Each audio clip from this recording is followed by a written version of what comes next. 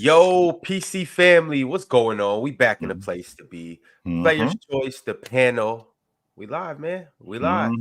What's up, my man? Chilltown, how you feeling today? In effect, yo. Yeah. In effect. Yes, we are. We are in effect here today. Yep. This is a tough time of year too, man, because, but it's also a great time of year too, Ron, because we get to examine a lot of different things when it comes to basketball. Like, we're so used to the season going on that this slow time of year with just summer league and free agency basically wrapping up, the Olympics is going on. We have a difficult time like trying to come up with stuff, but this is the time when you could have good conversations, real good conversations. I like it. I do. I do like it. Yeah, talk WNBA action, all that good stuff. Yeah. And it's a lot going on too. The off season, it's a good time to just pause and talk about certain things that you don't really get a chance to get into in the season. Kind of look back on the last season, examine what happened last season, and then look forward to next season and do some good projecting. I mean, y'all know I like to do that. Y'all know I like to project. So, we're going to do a lot of that today. Yes, Chat, sir. what's up? I see y'all showing a lot of love. What's up? 8 Gates Lee said, when does Team USA play again? Obviously, we've been following Team USA closely. We're going to continue to follow them closely. They played yesterday. We're going to talk about that game yesterday. Yep. They also play on the 20th, which is what, that Saturday? They play Saturday, South Sudan. Yep. At 3 Eastern, 12 Pacific. So y'all be sure to tap in. I know around that time, it's going to be a little after Chill with Chill, but we'll definitely be back on Monday to talk about that. What's going on, Swiper? Yes, sir. What's popping, y'all? What's up? Swiper, how you feeling today? I'm living, man. I'm living. It's gonna be a great day today. Let's do it. Is it? Because it don't sound like it. Well, you're right, my man. I'll go ahead and disclose it. Today's my birthday, so I'm about to be out and about today. That's you know what's what up. I mean? Taking care of business. Okay. Got some things I got to tap into today, so hanging out with y'all here for a little bit. Then today's the day. Friday's the Friday, and then we got this weekend. So, I'm not no. As Chill knows very well, I'm not like no clubber. I don't be hanging out where Ron be hanging out. I don't be going out to late night Portland and all that kind of stuff. But I definitely be enjoying myself. I've never drank before, so don't pass me. Chill knows all this. I've never drank in my life, never smoked in my life, so that's not my bag at all. My bag is fun stuff. I love going and doing stuff. Salsa, you know what I mean? I'm going to the gym today, I might try to put a little video on my Twitter today. I try to do something, every year, put up a little something. People really be thinking like we some desk athletes, like they don't know that like there's a whole like history of a lot of athleticism and all that kind of stuff. So what I mean? I'm gonna pull up and do some stuff or whatever. It's chill. It's a great day. No doubt. So as your best friend, I want to say happy birthday. That's what's up. Definitely. So happy birthday, brother. No doubt. And I wish you a bunch more.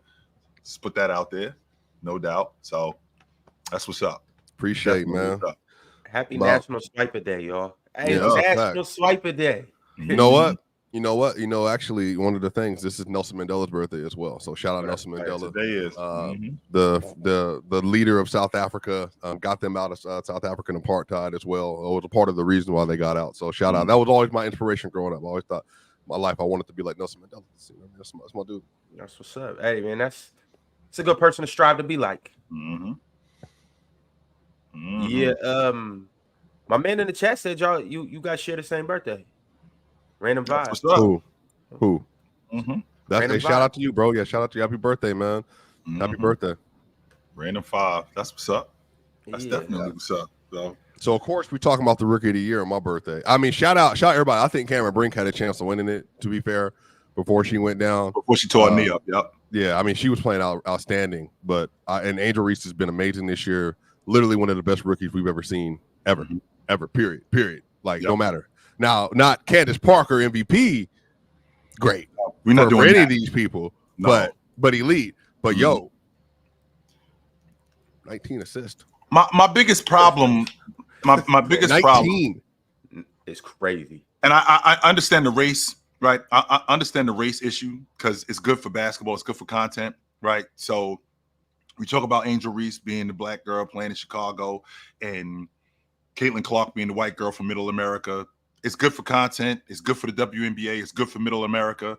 I think that's great. What I don't want it to do is I don't want it to take away from these chicks being actual ballers, though. That's what I don't want it to take away from.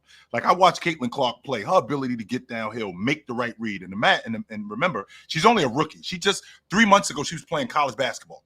Now she's going up against pros. In the process of her going up against pros, she's figuring it out. She's figuring out how to make the right reads, how to get shots and be more productive. Not only that, the girls that's playing off of her, I mean, this chick, this woman, Boston, she's fantastic playing off of Angel, playing off of Caitlin Clark. She's benefited the most. The pick and pop, the pick and dive that those two work, the way that those two work, and on top of that, her running the floor. I think that's really good I think Caitlin Clark has been really beneficial to her game. Angel Reese, on the other hand, one of the major adjustments that happened for her was the fact that Cordosa came back, so now she can move to the 4, which is where her original spot was. She was playing the 5, which wasn't really conducive to her game. She was definitely more of a 4, more of a dirty work girl, more of a girl that's around the basket. Once she puts that mid range in her shot, I think she's going to be way better. But the fact that she's doing what she's doing as a rookie and helping enhance the league, on top of that, they just signed an exclusive deal with the NBA. Well, I think it's $200 million more that's going to be added to the league. So that's even more dough for these women. So, I mean, I think the league is in a good place. The WNBA is in a good place. The WNBA is definitely in a good place. This is that Magic and Larry Bird moment for the WNBA, where they're getting this influx of talent, where all of a sudden, and again, just to be clear, like, oh yeah, we got to talk about that top 100 list too, Ron, at some point too, because that's interesting. I was really shocked to see some of these names that were not a little bit higher or not even on the list or whatever. But WNBA, bro, like, for them to get to this point, again, y'all, they started like with the investment seed in the 1990s. And I don't think a lot of people realized that they were going to be around this long. A lot of people didn't think that they were going to like make it this far. And so for them to get the deals they're getting now and to be all the way up, like in the echelon of like great professional circuits in the world, and to have this level of talent to where you're talking about rookies, like, bruh, you got Aja Wilson right now, who is, I mean, I'm trying to think, I'm being honest with you. Like, when I think of best players in the world in that sport, I mean, Deladon, obviously, you have your Maya Moores, I mean, Candace Parker, Lisa Leslie. I mean, you can go through whatever area you want. Diana Taurasi at her apex. Sylvia Fowles, like Simone Augustus. Yeah. I mean, there are some players that have been great, but bruh, for Aja Wilson to be doing what she's doing right now, she's putting up numbers that NBA, all-time great NBA players haven't done for the month of July. Yes. I mean, she's killing it, man. For the season. Right. Well, I'm saying, like, she averaged 27 and 12. No, I agree, but I'm saying, but I think she's shooting 41% this month from 3, 90-something% from the line, 50-something% from the field on like 28 and 13, bro. And my bad, I'm sorry. Almost 3 blocks, 2.8. Right. Yeah, she's incredible. Like, she's literally 1-1. She's 1-1. Almost 2 steals, 1.8. She's 1-1. She may win the defense. She may win the defensive player of the year again. And MVP. Yes, and the league MVP. She may very well do that. Now, and Vegas finals MVP. Vegas isn't winning like we want them to win, like they were doing in the past. They still are in that they're in the upper echelon of the West, but they're not winning like they were in the past. But the way she plays, I mean, I'm watching them play Seattle. Ron, I saw her catch the ball in transition because she's a great rim runner. I want to start there. She's a great rim runner. She makes Chelsea and Kelsey's game so much simpler. But I'm watching her in transition. She was on the wing.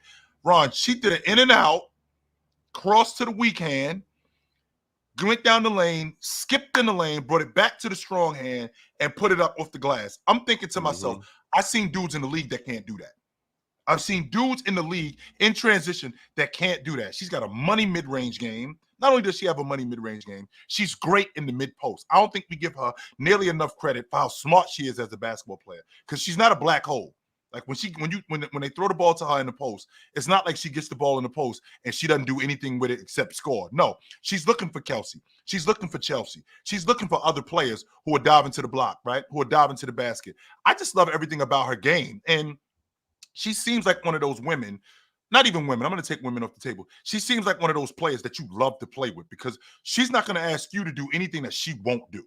Right. That's what I dig about her game the most. Yeah, she's amazing, man. She's gonna go down probably at this point one of the. I mean, I don't want to gas it, but I mean, legitimately, maybe 5 to 7 best players ever. I mean, honestly, what year are we in with her? She got drafted in, I think 18, 17, something like that. So this would be her third MVP, her second DPOY. She's 27, and yeah, she got drafted at 18. So at 18, this is her second DPOY. So this is year 7 that we in now with her. This is around the time we start having conversations like that in the women's game, considering like how long they play, right? Look at her resume, bro. 2023-22 NBA champion. WNBA MVP, Finals MVP, Defensive Player of the Year, WNBA first team, obviously. All-star. Right. She has 1, 2, 3, 4, 5 bids. She's all-star team captain, like all defense first team, multiple of those already. Like, yeah, by the time she is 30, 4 MVPs, 3 championships. Like, yeah, I mean, that's like magic type stuff. Yes, we can have a real conversation about her being the best ever. We could that could be a real conversation. I mean, she's only 27. Right. Like it's not crazy to say she got 6 more. Yeah, to be a third. This would be a third DPOY. Yeah. Dominant. It's not crazy to say that she's getting better. Mm-hmm. It's not crazy to say that her year 30 or year 31 year that will be her peak, and she'll have a 30 through 30, 31, 32. That she has a 3-year peak right there where that's her best years. I won't argue that, and not necessarily athletically, because I think she's in at this point where she at 27 years old. She's probably in her athletic peak. That's why when you talk about those years where we can probably get the best, we can get peak years of Asia. That's probably because she's in her athletic peak right now. She doesn't get injured, right? I have very rarely have I seen her out of the lineup due to injury. So she obviously takes great care of her body. She's always in great shape. So with that being said, her game, with her being healthy, it's just conducive to what the game looks like today. I very rarely try to compare women and men in terms of games because I really don't like to do that, just off the strength that men are bigger, stronger. I do understand that part, but to watch Asia, she's 6'3.5", 6'4". Yes, bro. She's 6'4". So I mean, we're around the same size, and I'm looking at her like, yo, this chick is a problem, a huge problem, and her game is just so graceful. And she's a joy to watch. 100% she is. She is a joy to watch. I enjoy her game, and I enjoy watching great. I'm a big time Stewie fan too. All I know is I called the best player in the world for both WNBA and NBA in the 2020 season, and I've been right ever since for both sports. So since 2020, so it wasn't Judah said, or it wasn't Ox that said that. It was Judah said that.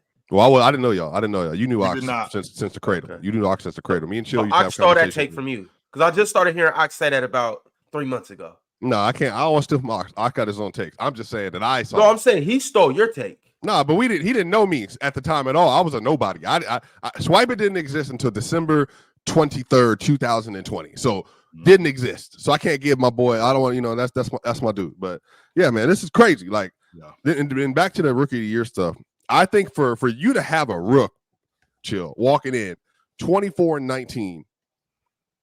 That's 20-20, yo. That's 20-20. That's Russell Westbrook. That's 20-20, yo. That's insane.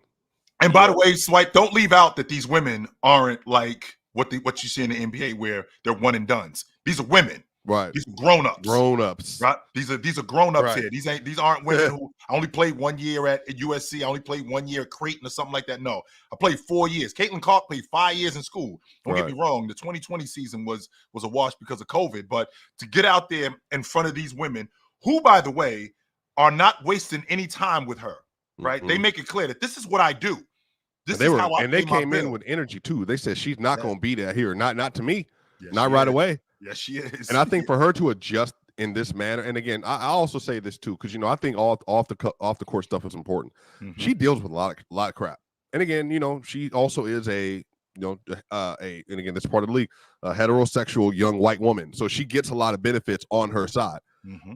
But for her to be able to all right, bet, bing, bing, bing, bing, and you know what I mean? Get it done. Yep. That's crazy, Ron. That's I want you to crazy. know, though, Caitlin Clark, she hasn't been having. I don't even think she's playing up to her potential right now. Part of it's due to the adjustment.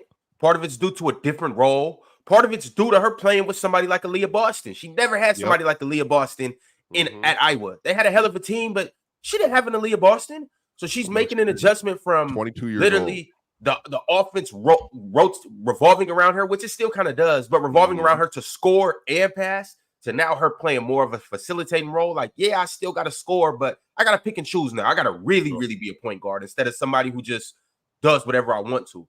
But her shots haven't necessarily been falling like they did at Iowa. She still hasn't fully got a rhythm. She's still not coming down and making 30-footers like she was making at Iowa. She still hasn't fully got a rhythm. How long? Against the best defenders in the world, and she's adjusting to that.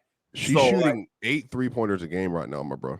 And she's making 32.7. So this is what I mean. Just the Luka. Just take the Luka leap for her, where she actually starts hitting these shots at a 38% clip on 8 to 9. You know, and she's gonna get to 10 attempts at some point in her career. Now, remember too. Oh, man, now, remember, this is a different deep. Like Ron, you just mentioned like the rhythm that she's in. Okay, again, I'm not going up against college girls. These are grown-ups, and I'm going up against much better defenders. Like Kennedy. She's a much better defender than the girl that I went up against at University of Minnesota. She's a much better defender than her. So the rhythm, I'm still in the rhythm, and I see the complaining from time to time, like, you know, when she throws the ball away. That's just being young, right? That's just being young. But what I do have to give her credit on is how smart she is as a basketball player. The reads that she makes early on and navigating through defenses, watching where Aaliyah Boston is. The other two guard that she has with her, the left-handed girl, she nice as hell too, by the way. How she gets her involved.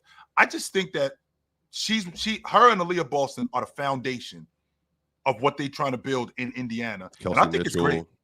And I think it's great, man. Lexi Hole. I like Lexi Hole. It's a good shooter. It's great what they're doing. Yeah, they have a nice squad again, bro. Like, you know, I truly, y'all, I don't get involved in like them toxic debates about stuff, bro. I think for this is the thing about Angel too that I think people need to get with. She was really good in college, but she had a very clear holes in her game offensively. She was not a good offensive player. And for her to be able to come into a league and to make herself this valuable already, even offensively, like all these young women deserve credit for the fact that they have come into a woman's league and they've adjusted their game. And again, I'm including Cameron Brink in that. Like that is just exceptional, man. You don't get this kind of crop of athletes coming into a league and be this good this often. And the rookies are literally like, they're bringing in more eyes, more attention, more income, more money. Oh, by the way, again, y'all know I'm biased with Baylor. Shout out Dejanay. Like, yo, I saw her. I saw her at Baylor. Chill. Baller. That woman is about 5'11", chill, built like Ron Artest for real. And everybody, when she came into the league, was saying that she wasn't going to be nothing because she didn't have this skill, that skill, that skill. And for her to be able to like become the defensive ace, and she's excelling offensively right now, bro. Like I'm saying, there's so many talented women outside of your Kelsey Plums and outside of your Sabrinas and outside of all, like, man, like these teams are crazy, bro. Like for real, these teams are dead crazy. Phoenix is balling off. Even the trade that Phoenix just made for Marina. Like, yeah, that was a big trade. Huge trade. A shooter. Like a real shooter. Like a real shooter. Hold on. Phoenix or Connecticut? You talking about Connecticut? Connecticut. The other way. Yeah, Connecticut. Yeah. Like that's huge, bro. Like I don't know, bro. I'm just really happy to see like kind of how the league is evolving and the league is changing and everything. So I don't know. It's great. WNBA is in a great place. I think it is. I'm just happy that we talked. Oh, you saw Lindsey Harding got a job too, Ron, with the Lakers. Yeah, with the Lakers. Yep. She's an official assistant. Hey, that was you want to talk about? Is that Lindsey Harding that played for Minnesota? Yeah, that's Duke. That's Duke. Lindsey Harding. Lindsey Harding, point guard. Lindsey Harding. Okay, I'm thinking about a different Lindsey Harding, but and I want to transition real quickly, and I may be crazy with this because you brought up Asia Wilson. Yesterday, watching the Olympics and watching Bam, fellas, I'm probably gonna get roasted for this, but I want to build my unit around Bam. I want to get off buckets. I do. I want to build my unit around Bam. I'm out on buckets, and the reason why I'm out on buckets on Jimmy Butler, I'm out And the reason why I'm out is because I feel like I've gotten everything that I could possibly get in the last 5 years. I got his prime years. I think the rest of his time is just going this way, and I don't want to waste any more of Bam's prime years, peak seasons. I don't want to waste any more. Why did you say speaking of Agent Wilson and bring up Bam? Because that's his chick, yo. Everybody know that. That ain't news. Everybody know that's his chick. Everybody know what's going on. It's player's choice. Chill, man. That was just getting a late night snack to eat. I don't know if they let's cut the nonsense. I didn't went and got a lot of milkshakes on the late night with chicks. I done went and got a couple scoops of ice cream. We done went and grabbed a bite. I don't know if that fully means it looked like something going on there, and I ain't got no problem with that. And on top of that, ain't nobody denying it. So if I wasn't seeing a chick, I put it out there like, nah, this ain't going on between us. We just real cool, but ain't nobody denying it. So if I'm seeing it from where I'm seeing it at, it sounds like that's his chick. It looked like that's his chick. They might just be friends. Shout out to Bam Man Asia. It hasn't been confirmed. Age hadn't told me nothing. So it hasn't been denied. In my line. It has not been denied. Yo, I haven't heard anything. Put that out there. It has not been denied. But with that being said, I feel like we're in a space right now. Bam is 26. He's either 26 or 27. I probably got maybe 3 more years of peak Bam, not prime Bam, but probably 3 or 4 more years of peak Bam, and probably 5 or 6 more years of prime Bam. I don't want to waste any more of those years. I think I think Bam's a 20 and 10 guy for the next 5, 6, maybe even 7 years. I think I could get that out of him. I've already seen the best of Jimmy Butler. I don't think that I'm getting any more from him. In the last 5 years, I got 2 trips to the NBA championship. I got an all-pro. I got an all-league defender who only plays on average 60 games a year. That's all I've gotten. He'll be 35 on opening night, which means that I've probably seen the best of Jimmy Butler. With that being said, I got a young kid in Jaime Jaquez. I got a guy that's basically in the beginning of his prime in Bam. And I still think I got this kid Ware out of Indiana, who I think is a stud. I love everything about him. Chill. He's looking like he could be in contention for steal of the draft. He looks like it. Who? This kid Khalil Ware. Ware from he's Miami. cold. No. So with that being said, I feel like I have a foundation of these 3 guys, and with these 3 guys, I can build around Bam and keep getting better. Most times when people hear, yo, you are the number one to win a championship, if you ain't Shaq or if you're not, James or somebody like that, you're whack. Well, wait a minute. I'm not asking. I don't think Bam is Moses Malone. I don't think Bam is Jabbar. I don't. But I do think that I could get more out of him if I moved off of buckets, featured him more in the offense, moved him to the 4, because seeing him stretch the defense like he did yesterday, I knew he could shoot the long ball, but it looks like they're featuring him doing that now. Like they're telling him that you should be able to do that. On top of that, Ron, when you play for Team USA, which I've seen in the past, a lot of these guys expand their games going into the season the next year, where I'm not playing against anybody in practice on a regular basis like I'm doing against Anthony Davis. I'm not playing against anybody in practice on a regular basis like I'm doing against Anthony Edwards. So when I get to the NBA, my game is just going to expand because my confidence level is going to be through the roof. And I feel like they could possibly expand on that and continue to build around Bam and come off of buckets. Hold on, bro. All right. This is player's choice, right? We address everything. Yes, we do. Are you sure, Ron? Are you sure we address everything? Because I've heard you. Every time I try to bring something up with some, no. Well, you just said you just said we don't get into toxic debates. Yes, we do. It's not me that starts them, by the way. Just that doesn't mean you don't get in them, though. That's I always bring clarity and insight. I have books over here.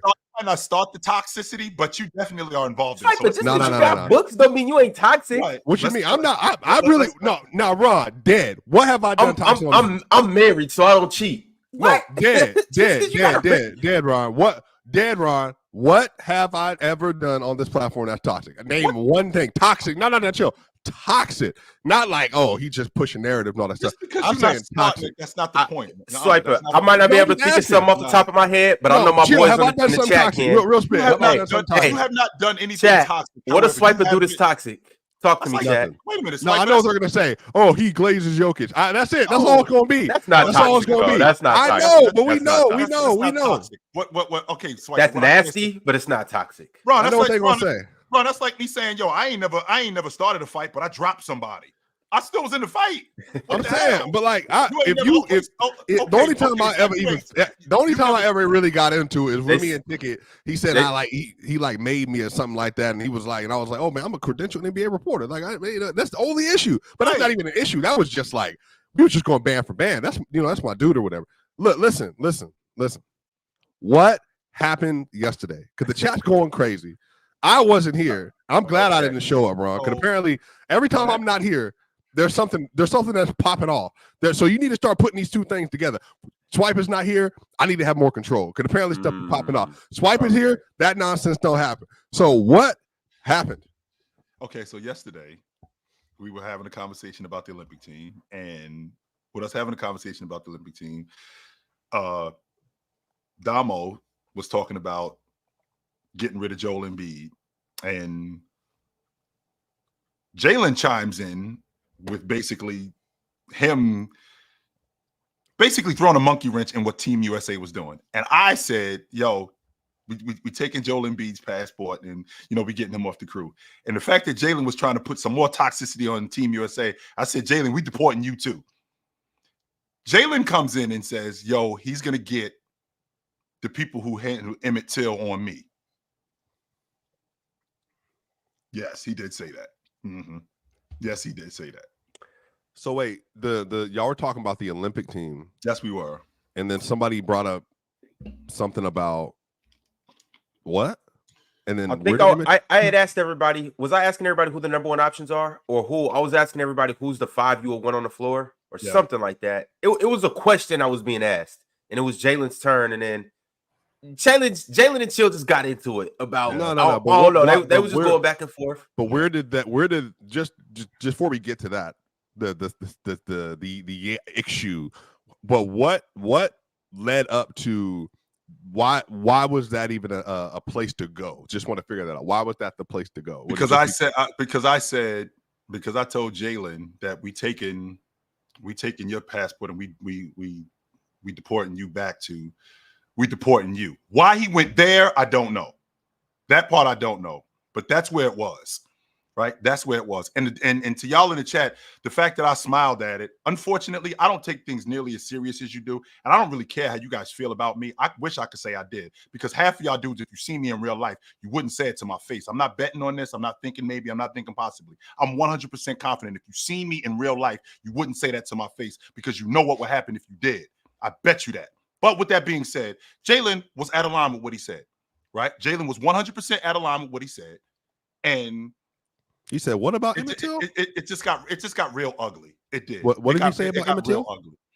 He said that he was going to get the people who dealt with Emmett Till on me. Yeah, he did. Does he know what happened to Emmett Till? And that's what I was thinking. I'm like, really? So it was poor taste from Jalen, 100%. It was 100%. It is. Honestly, I was taken aback by it. Like when he first said it, I didn't understand. Like, I'm like, yo, you.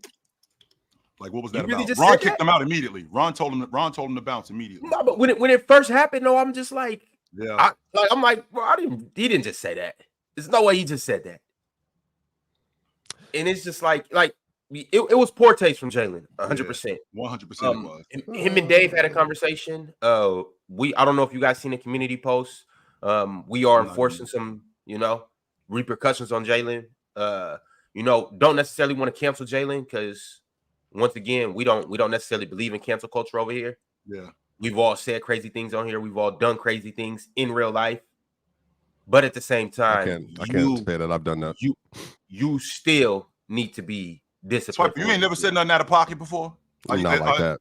Okay, maybe not like that, but I'm sure you've said something when you was like, yeah, I think there is a pathway. I don't know if I should have said that. I think there's always and yesterday with Jalen, that's exactly what it was. It was one of those, that was out of line.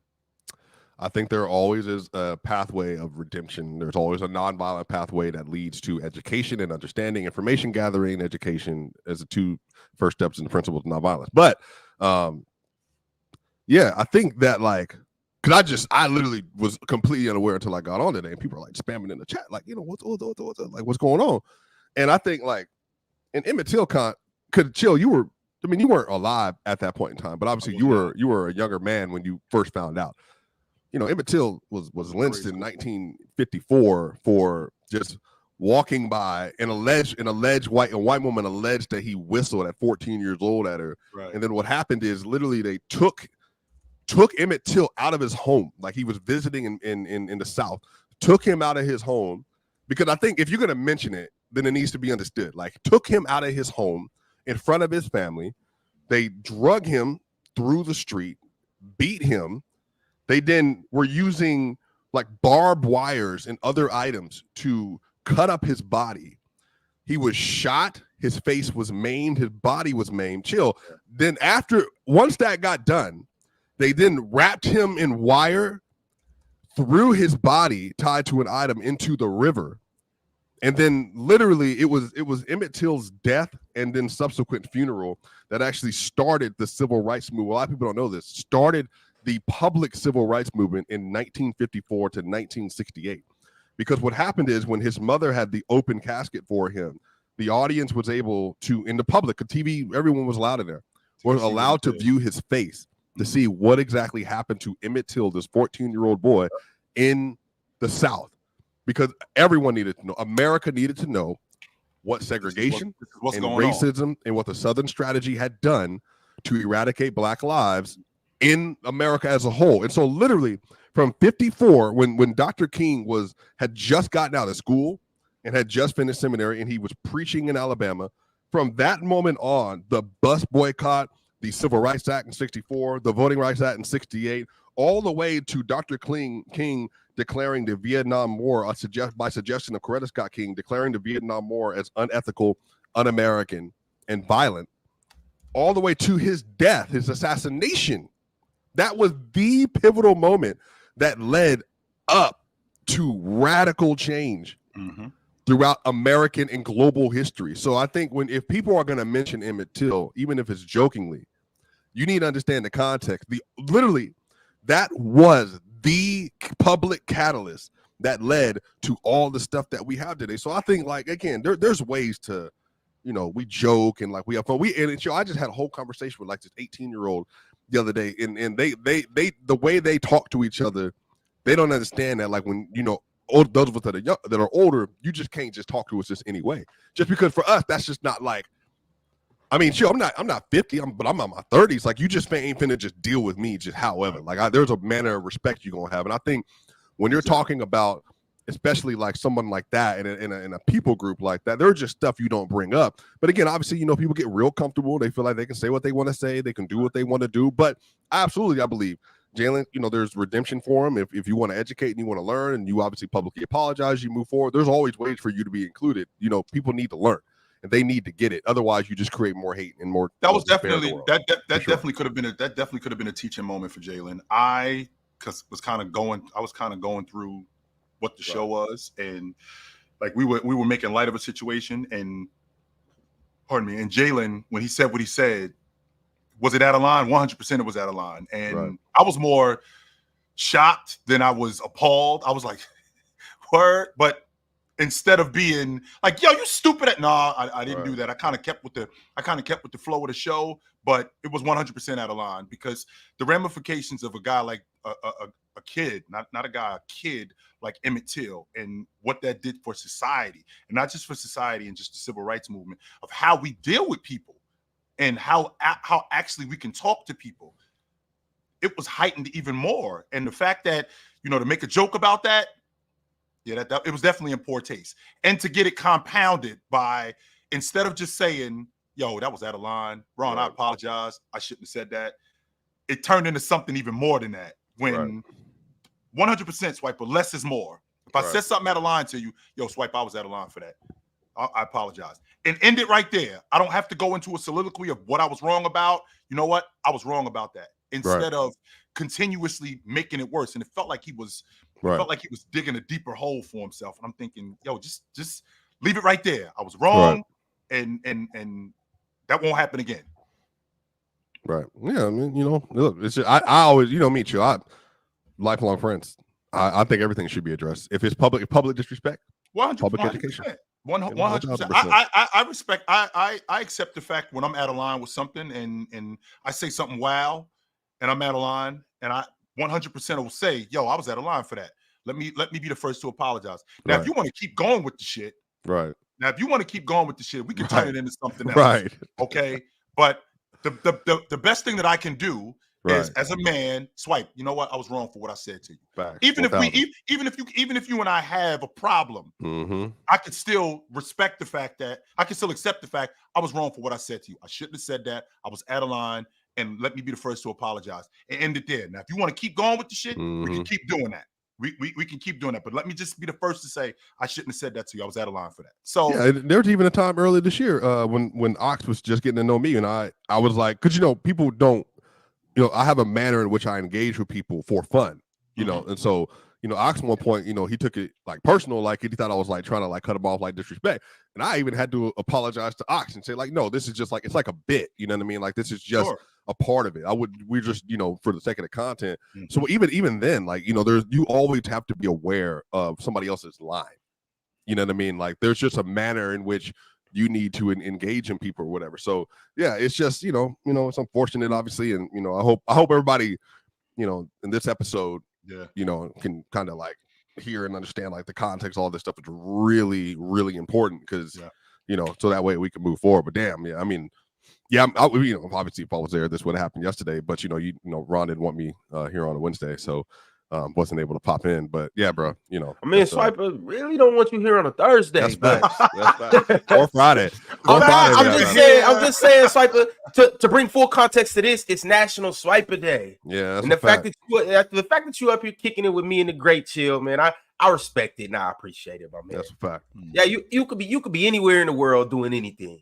You could be out in Abu Dhabi with your man Jokic, kicking back, drinking a few. Oh yeah, you don't drink, but Fever Tree ginger beer though. I'm all the way in, all the way in. If you have not had a Fever Tree ginger beer chill or Ron or chat, y'all need to go ahead and tap in. Oh my gosh, it's real pepperish. So it's going, that's true. Like you're gonna be sneezing, but it's great. It's great Fever stuff. Tree ginger beer. I'm gonna have to try it. I have to try it. Man, they need to make me like their spokesperson. I would sell Fever Tree like a mug, bro. Like, I would put Swiper on. Frank Lucas for Fever Tree. Frank Lucas for Fever Tree. I'll be handing out chickens in Harlem. Fill me over some Fever Tree. Blue Magic. My man.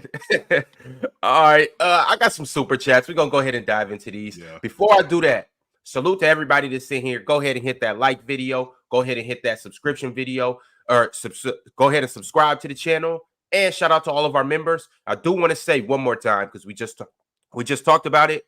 Jalen said some insensitive comments yesterday. We do not stand by those comments at all. We're going to do our best to move forward from that. And hopefully it's a learning experience for everybody, not just Jalen, not just us up here, but you guys in the chat. Swiper just gave in a beautiful history lesson on what happened with Emmett and things of that nature. Let's all get a little better today. Let's all do some more research. Let's learn more about our history so we can move forward in a better manner. But as for these super chats, my man Jeremy Sanchez said, the Heat's future looking bright with Khalil, looking like Triple J, Bam shooting threes, and people forget Terry is still on the team. Thoughts on the Heat?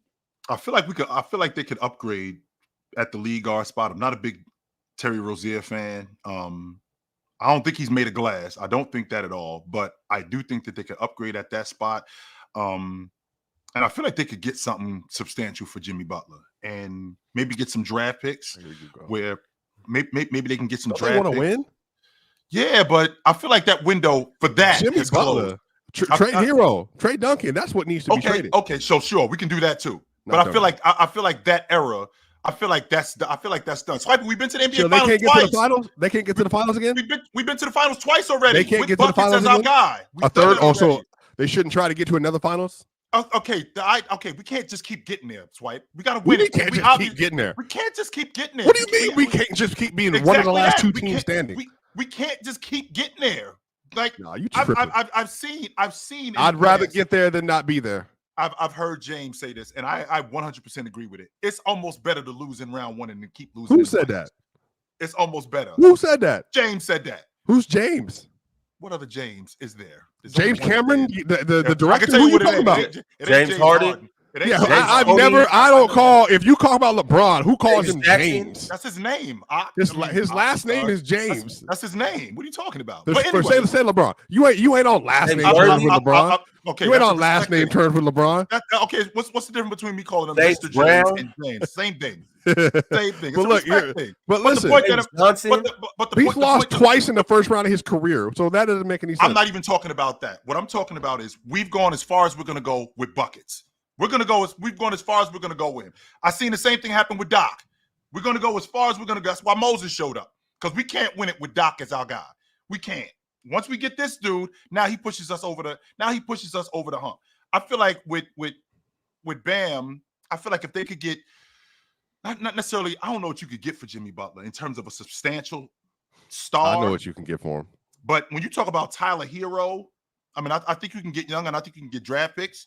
But to keep getting to the NBA championship and not winning, it's obvious that we're not winning it with Jimmy Butler. Boston did the same thing. But it's completely different with Boston, because Boston doesn't have a guy at Jimmy Butler's age. They don't. They do not have a guy at Jimmy Butler's age. Al Horford. And Al Horford is not their man. Al Horford is a piece. Jimmy Butler is their guy. Watch some of those playoff games too. I don't know. You tell me. I mean, Al Horford is basically turned into a D&3 guy. That's essentially who he is today. Yeah, that's essentially. Chill, Ron. What is with man with this backwards stuff today? D&3, James. Like, who is he? Who are you? You're not different. Stop standing alone. Stop standing alone.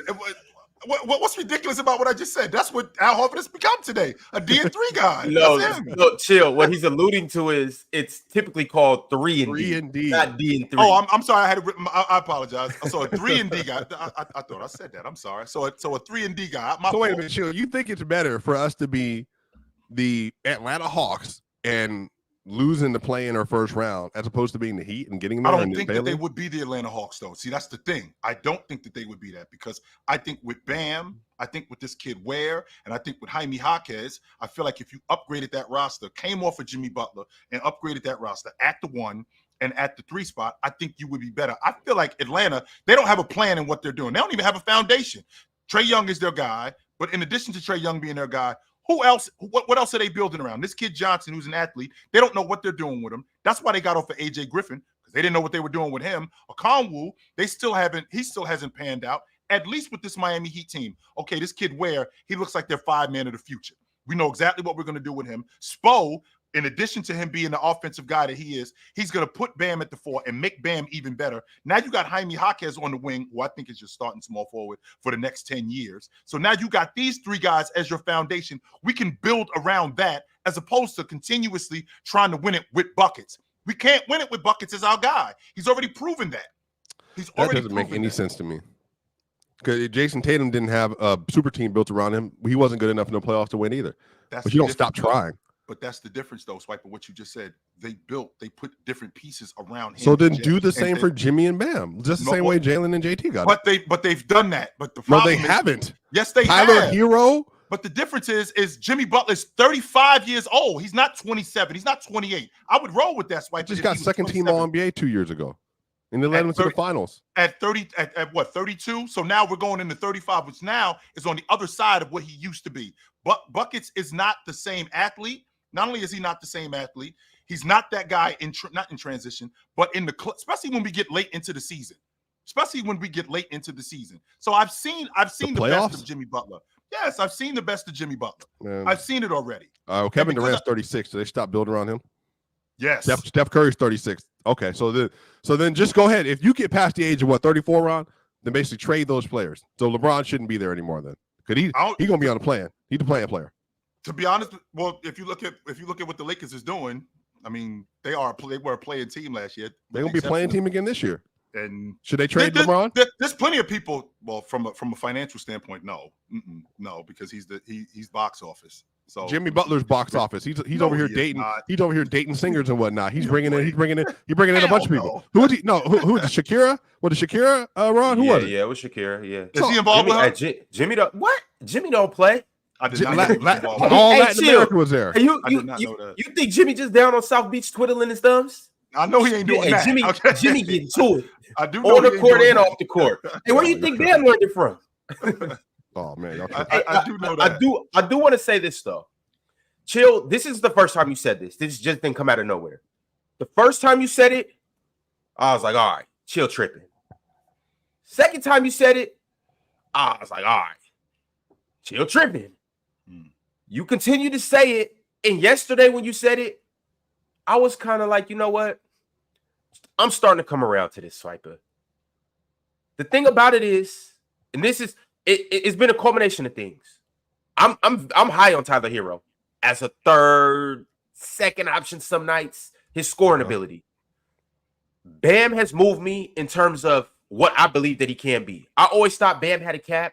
The more and more I see Bam, especially in this USA setting, the more and more I do think if you made Bam your number one option, or just let him off the leash. He doesn't even hit enough of his jumpers to do that, though. And that's why we're doing what we're doing in Team USA, Swiper. That's why we're doing that's why he's playing power forward now. That's the difference. So you think he should be next to an elite? Putting him next to an elite 5. I'm about to get there. So I think if you let Bam off the leash in more of an AD role, and I'm not saying he'll ever be as good as AD, but if you let him off the leash offensively, give him more freedom to, because Bam can handle the rock a little bit. Bam he can get downhill. He has more to his game and more in his bag than he's shown. So you let Bam off the leash a little more. You just drafted Khalil Ware, who it looks like he has a high upside. I don't want to overextend until we see him in the actual NBA setting, but you can see a dynamic of Bam at the 4, Khalil at the 5, and how they can play together. And then on top of that, here's my biggest thing with getting off Jimmy. You're obviously not just letting him walk out the front door. No, we're not doing that. It's all contingent on what you can get back from him. If I can get back 2 really good pieces. Oh, and I didn't mention Jaime Jaquez too. I love what he brings to the table as well. If I can get back a solid point guard for Jimmy Butler, if I can get back another solid young piece or a piece that's in, that doesn't necessarily have to be a rookie or anything like that. It could be somebody that's 25, 26, 27. If you can target 1 or 2 good players that you can put in this Heat culture with Bam, with Tyler Hero, Jaime Jaquez, Khalil Ware, now I could be more susceptible to coming off Jimmy Butler. But we got to get like 2 or 3 pieces or somebody that's very good in some more draft assets too.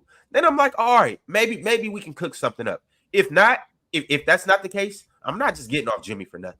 So it's like we got to keep moving forward with Jimmy. Well, okay. Well, I don't know what you think getting back from Jimmy. I can give you Michael Porter Jr. I don't know what you think you're getting back from. I wouldn't be mad at Michael Porter Jr. I don't hate that, Swiper. Michael Porter Jr. I don't hate that, to be quite honest with you. Considering that offense and how they move and how the ball moves and running it through Jimmy running it through Bam, triple handoffs and stuff like that. I don't hate that. I really don't. Okay. And they do need a guy who stretches the defense. Because as of right now, their best long ball shooter, if I'm not mistaken, is Tyler Hero and Kevin Love. Duncan Robinson. Oh, they do got Duncan. They do have that. I mean, that's how good Duncan is. I actually forget about him. So for real. Hey, Swiper, if I'm the Heat and y'all call me or I called y'all and y'all green lighted a Michael Porter Jr. for Jimmy Butler, like, come on, let's do that. Okay, no problem. all NBA player and respect. I love Mike, but yeah, that's not even a question. Of course, please. Here's Zeke Naji too. Would you like a big? You can move 4 or 5 here. Want a 2031 first round pick here? I think that'd be a sweet move for both teams. For Denver, yeah. I mean, it would be good they can build around a 26-year-old Porter, 26-year-old Bam, and Tyler Hero apparently. But that's the problem. Nobody wants Tyler Hero. Not for that price. That's the problem. He's good where he at. And on top of that, he's not. Is he better than Duncan Robinson? Yo, Swiper, don't start this today. You tripping, bro. Don't start this today. We not about to start hating on Tyler Hero like Tyler Hero don't get to it. Tyler Hero? Yeah, like Tyler Hero don't get to it. Get to what? Tyler Hero that got busy every single NBA season he's been in the league. Every season. That sounds like a bucket. What else did he do? And so what? That's why he should be a rotation guy. That's good. But he doesn't do anything else. This is not the league anymore. And that's fine. How many other people in the league? How many other people in the league give you 25 and 5 and shoot 40%? 20 points, 5 rebounds, 5 assists. Let me look at these Tyler Hero stats. Hold on. And shoot at a 40% clip. Let me look at it. And shoot at a 40% Tyler Hero stats. Who else does that? Who else does 25 and 5? No. I'm talking about, I mean, obviously you got your stars, but I'm saying, like, what other Tyler Hero last year, 20 points, 21 points, 5 rebounds, 4.5 assists on 44% from the field, 39.6% from 3. Great. Okay. But everybody cover your ears because I'm the one that's going to use true shooting again on a negative true shooting, 55.8. I'm good. So he's a chucker. He's not an elite passer, not an elite playmaker, not an elite ball handler. Sure, no problem. Yeah, I mean that's why you put him in the rotation role. Okay, he's not your lead guard. Come off That's bench. not who he is. Yeah, I think that much money. I think he could. Well, he ain't making more than. I don't think he's making more than Malik Monk. I don't think he's making more than Nas Reed. I don't think he's making more than guys like that. No, I don't think he's doing that. But to put him in that role, I think he could be one of the best rotation players in the league, if not the best rotation player in the league. There won't be. I don't think there'll be 5 guys in the league that come off the bench better than him. I don't think it's 5, and he'll play start a minute. I got 5 right now. I'm all ears. Dylon. Hey, he for sure not fucking with Dylon. No, but Dylon's super nice, yo. What I'm saying though is, like, I'm not Tyler Hero. If I'm the Heat, I got Tyler Hero locked in as my 2 guard for the next 8 years. I'm good. I'm good with that 25 and 5. I know he sometimes he lacks a conscience, which I like that. Shoot the fucking ball. Shoot the ball. Yeah. So I know he's not the best defender. That's is he better than Austin Reeves? That's why is he better than Austin Reeves? I think so. Would you rather have Austin for 12 mil or Tyler for his contract? No, for the money. Now wait a minute, Swiper. If we're going to talk about money, then it's completely different. We can't have this conversation. We have to include that in the player. 100%. Yes, we do. We have to include that. Now, for the money that Austin Reeves is making, he's definitely more of a value. 100%. Now, if he was on the books for $19 or $25 million, okay, now that's something completely different. But for player to player, no, I don't think he's better than Tyler Hero. No, I don't. But that's what I'm saying. Like, so Tyler Hero is on a 4-year 120. All right. Mm-hmm. He's due for $29 million this year, $31 million, and $33 million. Right. Yo, that's hard to. I don't think that's to be honest with you. So that's Julius Randle money. Well, and Julius Randle is underpaid as underpaid. He's definitely going to get a better contract. Don't forget Julius. Randle, the Knicks? I don't think from the Knicks. No, I don't. Who's paying him that money? Your team? I don't think so. I don't have a team. Actually. Yes, you do. No, I don't. Stop. Would you stop doing Ron? I don't have don't let him get away with this anymore. I'm going to say this for the last time for the people in the cheat sheets. You are a Celtics fan. Yes, you are. All you do is cap for the Celtics. That's all you do. Everybody, put a poll up. Ron, put a poll up. Is Chill a no good, low down, dirty Celtics fan? Is he a Chill? Is he a jive turkey Celtics fan? Ask that question. No, Sniper. I'm a jive turkey. Hey, remember? Hey, what was that Will Ferrell movie? What's the Tropic Thunder? Tropic Thunder, you called him a jive turkey? Jive turkey. Chill, you just called Swiper. You just called Chill a low good, a no good, low down, say it again. A low down, dirty, no good jive turkey Celtics fan. Best friend, by the way, Ron. This is supposed to be my best friend. This is how you talk about me. This is what I'm talking about. This is how you talk about me. This is supposed to be my best friend. Unbelievable. He's supposed to be my best friend. You are a Celtics fan, dude. Personally, I'm not letting no light skin dude call me a jive turkey. Personally. Personally, I know y'all gotta. I know y'all. All right, my bad, Swiper. I'm not letting no brown. We've already done this with Chill. Me and Chill are the same color. We've already done this. No, we are not. Put your hand up.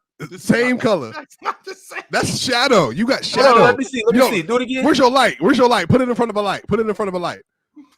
Put it in front of a light. It's right here. Exactly, same color. That is not the same. Same color in front of the light. Dude, it's crazy. Unbelievable. It's like half a shade. Let me tell you something, you job turkey. Okay? Let me tell you something, you chump. Okay, you're supposed to be my best friend, and you calling me a job turkey when you nope. I ain't gonna put our business in the street. I ain't gonna do that. Nah, I'm not gonna put our business in the street. I'm not doing that. But I am not a Boston Celtics fan. I am a Jason Tatum fan. But with that being said, put up. That's even. Never mind. Put up a poll. Is a poll up? I'm running a poll right now. Minus all the jiving and low down and no good. I'm gonna leave that out of here. Chill. I don't want you to take your aggressions out on me. But I put it's Chill a Celtics fan. You have two options. It's yes or it's no. He's a Tatum fan. Chill. What I do want to say is, either way it goes. By way of Jason Tatum, you rooting for him, you're a Celtics fan. Yeah, bro. Like, stop this. You were literally. Now, I will say he was in despair. He was downcast. He was downtrodden when JB won that Finals MVP. I was not. Finals MVP. I was. Yes, not. you were, because your agenda fell in the grass. True. It fell Even in the though grass. He shouldn't have won it, but the fact that shouldn't have won what? I think that was dope. That shouldn't have won what? He shouldn't have won the Finals MVP. He shouldn't. What game did Jason Tatum have better than JB in the Finals? Game 5. That's it. Oh my God. The closeout. Oh, which by the way is what I said, Swiper. I said that before the closeout game. I just like he said, Ron. Just like he said, Anthony Edwards was great in Game 7, 6 of 24 from the field. But look at his defense. I didn't say he was great. Look at his defense. I said that he didn't shoot great. That's what I said. I said he did a lot of the other things. Hey, great. put Mike's chat up. Yeah, Chill's on bandwagon. He is not a true fan of the game. He is not a true fan of getting in the mud. Getting it out the mud. Actually, I was. Came up with the Celtics. As soon as KP and Drew went to the Celtics, here comes Chill. They got the best small forward in the league. They got the best small forward. I remember. Hold on. This is Chill. I remember when I was a young buck and I was watching Ralph Sampson. I remember watching those teams. That Jason Tatum reminded me of those boys. He reminded me of those boys. He reminded me of Willis Reed, New York Knicks. It's all hard. It's all hard.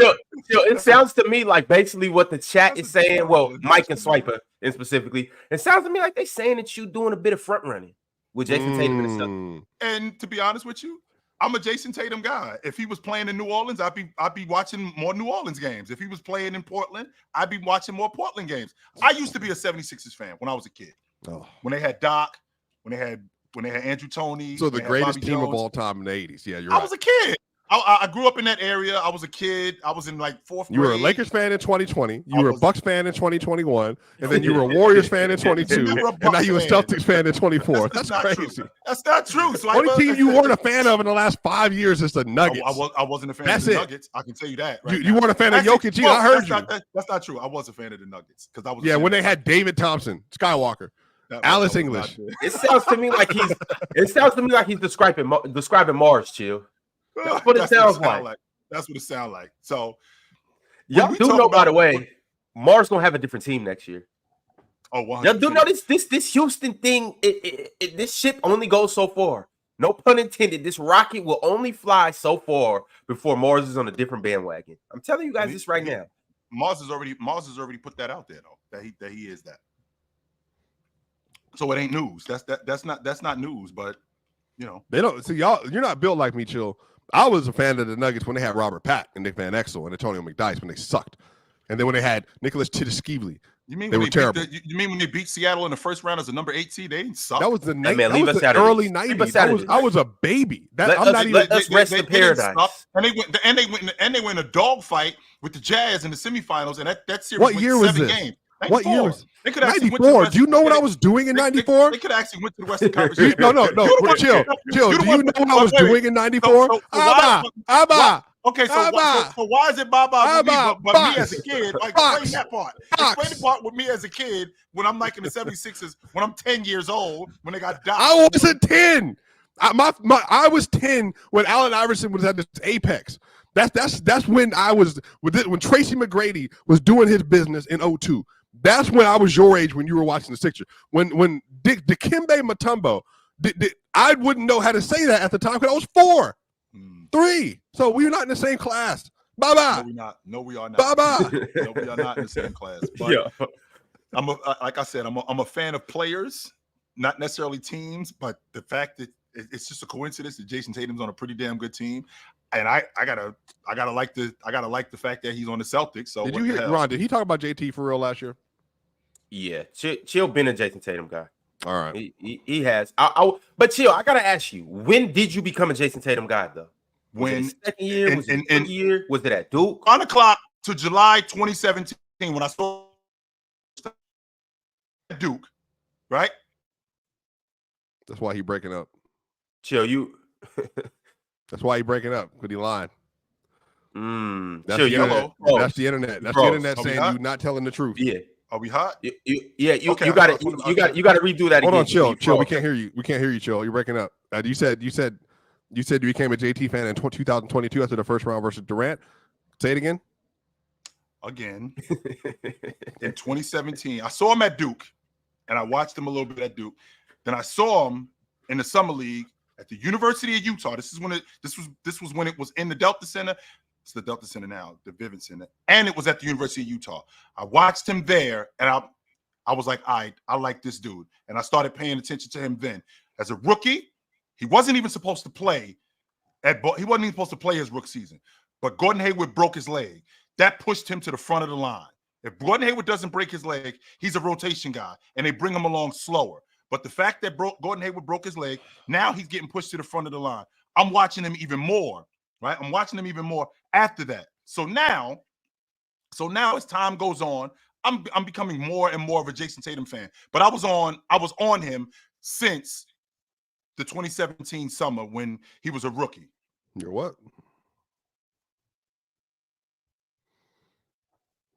You were a fan since he was a rookie. Yes.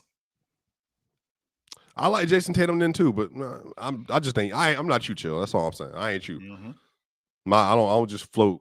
I don't just float from here to there. I don't. 2020, you were a huge Laker fan. 2020, you're a Bron James guy. Whoa. So you're a player fan. You admit you're a player fan. 100%. So who else is on your board that you root for heavy? Because it's LeBron and Tatum and who else? So I know which team you're representing.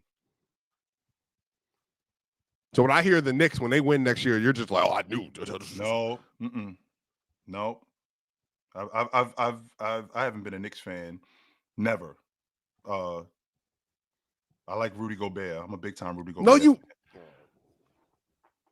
I've been talking about Rudy Gobert for years. Sorry, but how you gonna tell my man he not a Rudy Gobert? I've been talking about Rudy Gobert. You're talking about Rudy Gobert post-ups. Yes, I've been talking about Rudy Gobert for years. I've been a Donovan Mitchell fan for years. Okay, well they're not winning the championship Edwards, either, so you're definitely good. an Anthony Edwards guy. Right, I became an Anthony Edwards guy. So capping for Anthony Edwards too. There you have it. When's the last time you went to the grind, Chill? Real talk. The last time I went through the grind. Went through the grind with a team or a player. With a team? It didn't catch him when they're already an all-star. When's the last time I did that? Shaq, my cousin. That's not a grind. He was the number one overall pick.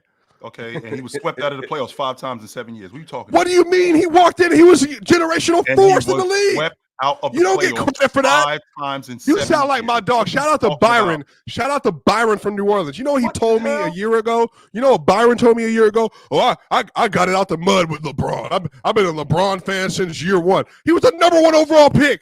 Okay. Generational player. So wait. So do I count? Did that count for Victor Wembanyama for me? Does that count for me? Because I'm a Victor Wembanyama guy. I got it out the mud with Victor Wembanyama. So Victor Wembanyama on the worst team in the second worst team in the Western Conference. Oh my gosh! Because he's on a team that's garbage. When in 4 or 5 years, when they win a championship, you can say, "Yo, this team, I was down with him from the beginning." Why is that a big deal, Swiper? You don't get to be a Ronaldo fan and be like, "Oh, I went through the grind." Because Ronaldo was one of the 3 greatest soccer players ever. I was a Messi fan. Well, I was a Messi fan. Look at this. Look at all this success that he's come up with. Look at Pele. I guess I can say I was a Pele. No, Ron, that's what he's going to tell me now. Pele, he was a Pele fan when he was just getting 100 goals a year and wasn't winning anything. Oh, yeah, the greatest player ever. Real convenient. Oh, my God. Was he the greatest player when he first showed up, Swiper? I'm sorry. Who? Messi. Let's talk Ronaldo, for example. Messi was a generational player in Barcelona. He was backing up Ronaldinho. He was a teenager. That's not the point. Everybody knew that Messi was going to be it. That's not the Ronaldinho knew. Ronaldinho left and went to Milan. He had to go to Milan. Okay, so with Wemby, for example. Wemby on this San Antonio team, the fact that he comes in and he's second in the league in defensive player of the year. But meanwhile, every year they're getting bounced in the playoffs. They're not making the playoffs. They're getting bounced in the first round. They're not making the playoffs. Is he not grinding, or is he just awesome and you're bandwagoning him? So when they win it in year 5, or they win it in year 6, or they win it in year 9, you're still a bandwagon fan, even though you were around for all of this stuff. When they got swept out of the playoffs, when he first got to the playoffs, when they got bounced in game 7, when they got bounced in the semifinals because of whatever happened, you're still a bandwagon guy, and he didn't get it out of the mud. Is that what I'm understanding? You don't get to look at Victor Wembanyama and say he's literally the greatest prospect we've had outside of LeBron, maybe. He still has to pan out, though, Swiper. He still has to pan out, Swiper. He's still going through the grind to get to be a great player. He started off with Coach Popovich, right from the beginning. Coach Popovich and Devin Vassell and Jeremy Sohan. In 5 years. So what? You hit Wemby almost won DPOI. He was almost an all-star his rookie year. I'm not gonna run the Players' Choice years from now when he wins a championship. I told you he was gonna be that dude. Everybody knows. It's obvious. And I knew you were a no good basketball supporter when you said you went through the mud with Shaquille O'Neal. You are such he got swept out of the playoffs 5 times in 7 years. Are you just saying because I came into the league and I was awesome that I wasn't grinding? What kind of nonsense is that? If you said Manu Ginobili, I could get it. He was a second-round pick. But you tell him, oh, I went to the ground with Tim Duncan. Oh, I'm sorry. You had about 3 months. You had to struggle before they won a championship. That makes no sense. None. You don't get to pick the best player of their generation and be like, oh, well, I went through the grind with this guy. Did you go through the grind with Jordan? Did you go through the grind with Jordan? Could he average 27 points a game on a bad team? Is that what that is? You went through the grind with Michael Jordan? So in your estimation, Swiper, who do you go through the grind with? Explain that. Because real heat. Real suffering. Real suffering. The Charlotte Hornets. The Charlotte Hornets. I don't care about the Charlotte Hornets. I don't. This Brooklyn Nets. This Brooklyn Nets team. The Atlanta Hawks. That's what I was about to say. So are you going through the ground with the Atlanta Hawks? Me? I'm not from Atlanta. I'm from Park Hill, Colorado. I've been with Denver. So you've been through the ground with Joker. Look at Brax, bring that up. I was there when Magic Johnson struggled. Oh, I'm sorry. When he got drafted from Michigan State and then had to struggle to win his first game. So you've gone through the ground. He had to struggle to win his first game, Ron. Oh, I'm so sorry. I'm so sorry. Not everything was a cakewalk for him. What a struggle. So LeBron had 25 in game 1. No, chill. Did you not know that LeBron can be the best in the world by game 1? No, I didn't know that. You, sir, if this was a court, I would be holding you in contempt right now because you are lying. You are lying. Have we not seen guys that came into the league that were awesome right from the beginning, and this doesn't absolutely happen? Tyreek Evans averaged what? 25 and 5? 25, 5 and 5? What about the kid from Syracuse who came into the league? Michael Carter Williams. Michael Carter Williams. Yeah, he came into the league. I can't believe he busted. Yeah, he was awesome and winning Rookie of the Year, right? So with that being said, why are they being compared to Victor Wembanyama and LeBron James? Because they were Rookie of the Year, just like those two guys were. And you brought up James being the best player in the world after game 1. Eventually, you didn't think he was going to be the best player in the world after his rookie year. Chill. Were you not ultimately convinced? Chill. That's a bad example. How's that a bad example? You were a LeBron fan. Talking about struggle. That's exactly why that's a bad example. Because I was already on the James train before. No wonder you think Tatum's the best small forward in the league. Because of that mentality right there. You don't what really mentality got no heart. Is that? You ain't got no basketball heart for real. That's all I'm saying. All I know is at the end of the game, chill, you're gonna be on the bench. Because you can't go through it like me and Ron can. Not like me and Ron. Ron's a Halley fan now. Ron's a Halley fan right now. He's a Pacers fan today. And he knows that Halley's not gonna win no championship. He knows it. But he's still buying in. He still believes. Because you know why? Because that's real faith. You, on the other hand, you're like, faith is things unseen. Not for me. Not for me. Faith is things I can track. I still haven't gotten a satisfactory answer on what's going through the grind. So I guess, did you go through the grind with Joker? Yes or no? He was a second-round pick. Yes. So you went through the grind with Joker. I literally, his rookie year in 2015 was like, yo, this dude is really freaking good. Why is he not starting? Jamal Murray. How is that a lie? No. Let me explain this, Chill. No, you need to explain it. You need to understand it. No. You need to listen to me. You did not see Joker right from the beginning. No. You're not going to do that with me. Drop him. Drop him. Ron. Chill hadn't added nothing to the conversation. Ron, drop this man. Don't, at least take him out the middle. You don't need to be in the middle. Put yourself in the middle. Why is Chill the focus here? Why is he center right now anyway? He is lying. The only reason, no, not me, you. This is a 1v1. You put you in the middle. Chill, listen to me. You are, sir, a professional yapper. I have watched almost every Denver Nuggets game since I was a child. Literally, since I was a child. So, yeah, second round overall pick. We had Yusuf Nurkic on the roster, Gary Harris on the roster, and Jamal Murray got in 2016. You know who I thought was going to be the best player on the team that year? Was Gary Harris. But do you know why? Chill, do you remember what the articles that were coming out got Gary Harris in 2016-17? Do you remember? No, I don't. Oh, wait. Yes, I do. People were calling him the next Kawhi. Yes. He was an elite defender. Yes, he averaged 17 and a half on 40% from three in 2017-18. And everybody thought Gary Harris was going to be it. But Jokic, by 15-16 as a rookie, he was third in rookie of the year and a second-round pick, Chill. Mm-hmm. And everybody was like, yo, this dude is legitimately like a great player. And then 15-16, Chill, literally it was over. His rookie year, he had 41. He had 41 in the Garden, and he gave Tim Duncan 27 and 12. And at that point, everybody was like, yeah, bro, this dude is. We're talking about Joker now. That's what we're talking about. But I didn't think he was going to be a 4-time MVP. I had no idea. Nobody knows that. That's real grind. When LeBron was in the league his rookie year, that dude's winning multiple MVPs. That dude's going to win a championship at some point. Victor Wembanyama, I can guarantee you right now, Chill, I'm setting the under-over for Victor Wembanyama MVPs at 3.5, Chill. You tell me, you taking over or the under? I'll say 2. I'm taking maybe 4. Hold on. I'm taking probably You think 4. Vic's only going to win 2 MVPs? I'll give him 2, sure. I think he might win 4. Sure, he's that good. Floor. That's a floor. I'll give him 2, sure. Vic, I think Vic is an easy 3. Easy 3. Mm-hmm. And I can see a route where Vic comes off with 6. I think it's anywhere from 3 to 6. I want to get back to Joker, though. I want to get back to Joker because Joker is a guy who you just said that you went through the mud with him, right? So this is a guy that you went through. You've always been a Denver fan since you were a kid.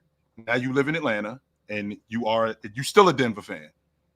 That's the team that you went through the mud with. I don't have a specific team, and the reason why I don't have a specific team, the reason why I don't have a specific team, does that make me a front runner because these guys? Yes. No, it does not. You're a player fan. You're a player fan. I am a player fan. They're all great players. They're all apex predators, every single one of them. Really? So you just move around wherever the wind blows, wherever this draft class goes. Who's your guy in this draft? Who you gonna tell me? Reed Shepard? Is that gonna be your guy now? That's your guy? Reed Shepard from this draft class? So when I talk about Herb Jones as my guy, so I guess that role player. I'm not getting role player. So anybody. So let me make sure I'm understanding this. Anybody that I think is a player. Anybody that I think is a player who isn't drafted high in the draft, even though they're doing work, like Herb Jones, for example, if he's a role player, I'm still not going through the mud with him. So I'm damned if I do, I'm damned if I don't. Even though I did like, no, he's cool.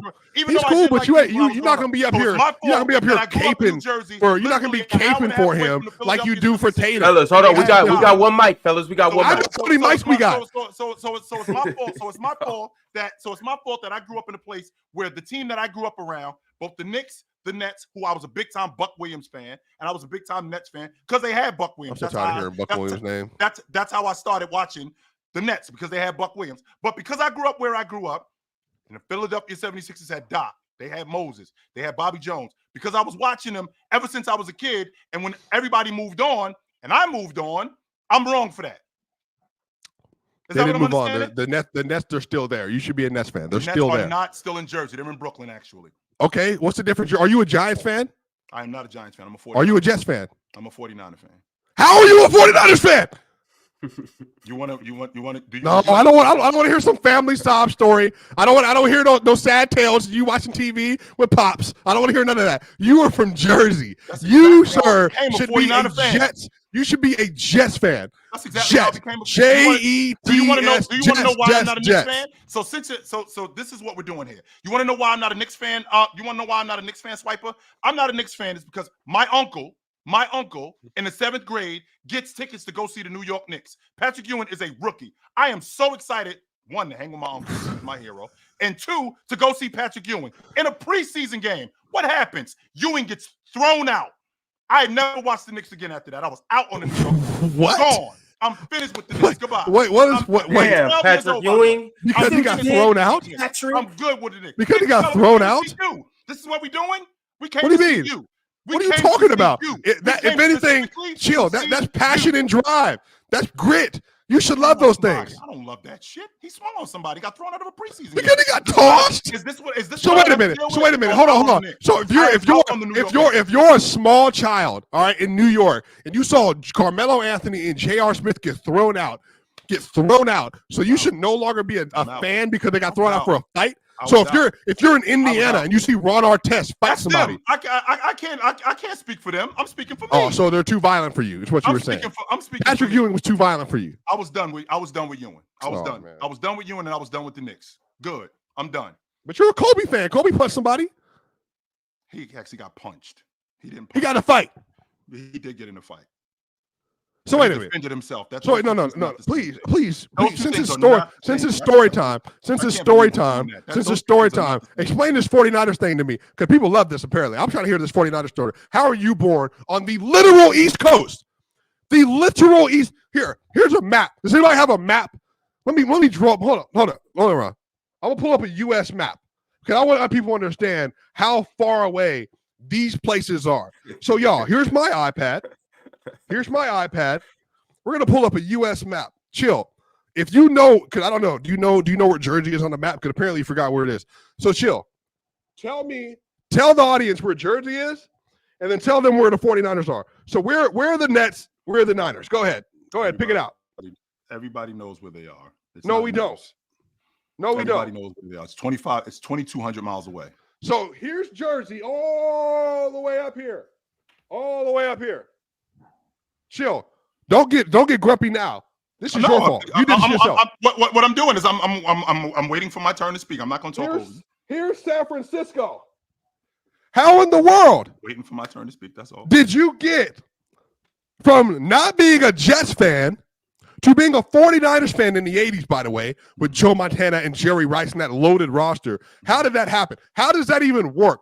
Somebody please help me understand. Because I wish maybe what I should have done, Chill, I should have been mad at the Nuggets for, I don't know, did you have a DARE program? Literally, the police would come to our school in elementary, and they would say, kids, don't do drugs. Here's free Nuggets tickets. Please go to the game because nobody else is going. You know what I should have did? They gave us these nosebleed seats. I had to watch that trash team for years. I should have been like, you know what? I'm not going to be this fan of this team because they're causing me trauma as a child. This is childhood trauma. They suck. The popcorn's not even good. They suck. And the seats are bad. I should go be a fan of the Lakers. And to this day, think about how obnoxious I would be. Think about how obnoxious I would be if I was a Lakers fan. Like, could you imagine me? 17 NBA championships. We had the greatest of all time. Wilt, Shaq, Kobe, Magic, now LeBron James. Imagine me and how sick you would be of me if I was a Lakers fan. So chill. Please explain the 49ers. I'm trying to understand this. Please help me. Is it my turn? Okay, so let's rewind. Exactly what you just said about the tickets. That's what was going on in New Jersey with the Jersey City Boys Club. They used to give us tickets to Nets games, and we used to be able to touch the ceiling. That's how far up we were. I was able to go see the Detroit Bad Boys. I was able to go see Doc. I was able to go see Dominique Wilkins, even Jordan. I was able to go see those guys. They were terrible, but I was a Buck Williams fan, so I watched the New Jersey Nets. As far as the 49ers, when I was a kid, my uncle was a Giants fan. My mother and my other uncle were both Pittsburgh Steelers fans. My mother had a thing for me and Joe Green. Anyway, my father, during that time, I'm 8 years old. I asked him, Pops, who do you watch? He said, I'm a 49er fan. And he's from Detroit. He's from Detroit. He's from Detroit. And he says he's a 49er fan. Were the Lions there when he was a kid? I'm not sure. I think so. I think they were. I asked him, I was like, Dad, who is your crew? He said, I'm a 49er fan, but we suck. He said, but we got this guy from Notre Dame named Montana. I was like, all right, Pops, I'm going to start watching your team. And the rest is history. I've been a 49 fan ever since I was a kid. So you got on the bandwagon when they was trash? No. But they had Joe Montana. They was garbage. They had the greatest. And how long did it take them to be good? They were garbage. 1 year. They won the Super Bowl in the second year. they won the Super Bowl the next year. So, that's not my fault. Hey, that's how I got on the crew. That's how I got on my crew. So, and I've been down ever since. I've been down ever since. What can I say, brother? So, I've been down ever since. All right, hey y'all. We gotta move on. Ron, don't nobody believe. Hold on, chill. Ron, don't know one mic. Hey, Ron, don't nobody care about that Tyler Perry. Why do we get married script? You still a front runner, sir. Still a front runner. Go ahead, chill. Am I still a front runner when my team doesn't make the playoffs 7 straight years? I'm still down with the 49ers. When? From 2004 to 2013, we didn't make the playoffs. Bruh, you were garbage. You won how many championships over the course of your life? How many did you win over the course of your life? 5. 5? Why would you leave? Why would I depart? They're the greatest franchise ever. Why would I depart because of some losing? The Broncos have 3 Super Bowls in 4 appearances, and they haven't been to the playoffs since 2015. So should you feel bad for me? No, because this is what happened. Right, who says anything 2015, about boy. Who said anything about feeling bad for you? Yeah. You can. That's what being a fan is about. You down when you're good, and you down when you're not good. You just asked for sympathy for a 7-year drought. I didn't ask for anything. I should did. Well, what about me? What happened in 2004 I did to not beyond? say that. What I said was I was still down with my crew from 2005 to 2013. We didn't make the playoffs. What about me being a Mets fan? How about that? What about me being a Mets fan? You think Jeter's the GOAT? So stop it. That didn't make no sense. That's not real beef. We gotta move on. Swiper, we gotta move on. Woo! That was amazing, y'all. Let's get into these super chats. Y'all make sure you like the video. And also, too, let me go ahead I came up with Ron, by the way. I came out the mud with Wayne Gretzky, by the way. That was my guy. That was my hockey guy. You came out the mud with Joker. Give me a break. What? He was a second round pick. You know what? Some people made a mistake. Some people made a mistake. Okay, let's stop acting like he was a second round pick. So wow, this guy was out. Get the hell out of here. Some people made a mistake. All right, so you came out the womb. So you came out the mud with Tom Brady, then I guess. Some people made a mistake. All right, they made a mistake. Yo, salute to our Hall of Famers. Y'all know the names. I got my man Jerry Allity, Cobra Son of Raditz. I didn't even know what he looked like when he got drafted. There was no film. Dorian Clayton and Kendall Daniels. Big shout out to y'all. Y'all really holding it down on the Hall of Fame, man. We deeply appreciate y'all on the Players' Choice side. And also shout out to all the other members too. Y'all really holding it down in the chat. Salute to everybody. Also, if you haven't got a chance to check out the new merch, go to playerschoicemerch.com and take it light. But make sure you take it. And go check out some more merch, too. We got a lot of other things. You see the Player's Choice emblem right there at the top of the shirt. We got some fly stuff right now, so you guys make sure that you do go to playerschoicemerch.com. You see Chilltown's merch. Also, too, PCL will start next Wednesday, so you guys brace yourself for that. It's going to be a hell of a week. It's going to be a hell of a ride for these next 7 weeks. I personally don't have a favorite as of right now. But I think I'll be able to grasp after. Well, whoever you like most is going to be the favorites. We know how that works. I'm not judging. Who's judging? Swiper, you got some nerve talking about whoever you like the most. Anytime we come up here and we talk, and we don't talk about the Denver Nuggets, you're the first one to bring them up. You're the first one. I don't even bring them up. You're the first one. Yes, you do. We haven't even talked about them. When's the last time we talked about the Nuggets? No, Ron, see, this is the thing. This is why. Hey.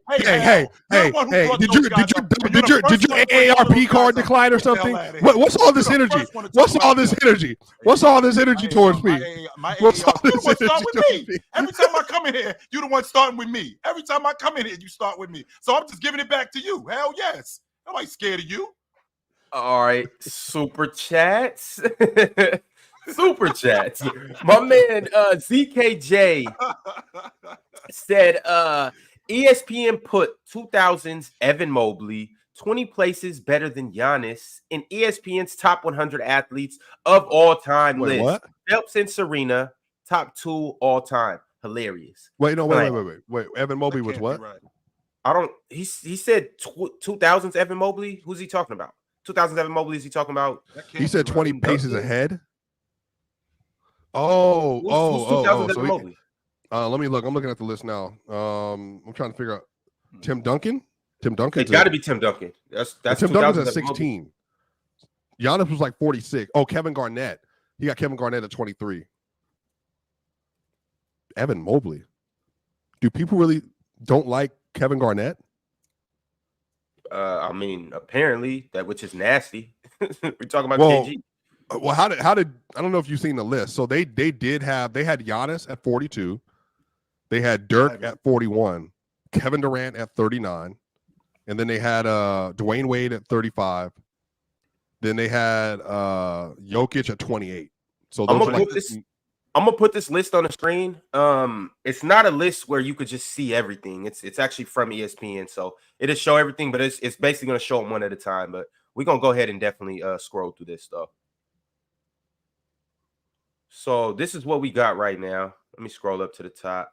The top 100 athletes. Yeah. So obviously Michael Phelps is 1. I don't got a problem with that. Nope. Serena's 2. Man, that's tough, man. Yeah. Messi 3. LeBron James comes in at 4. Tom Brady. Tom Brady at 5. These are GOATs right now. We're talking GOATs. Roger Federer at 6. Simone Biles. Ain't that crazy? Wait, is Simone Biles the youngest one in the top 20? The top 10? Yeah, she got to be. She's 27. The youngest one on this list. I don't see. Is it anybody younger than her that you think will be on this list? Tiger Woods at 8. Usain Bolt at 9. Well, Kobe at 10. Shout out Kobe, man. All right, let's keep it pushing. You got my man, the Joker, at 11. Nadal at 12. Ronaldo. Is Ronaldo too low?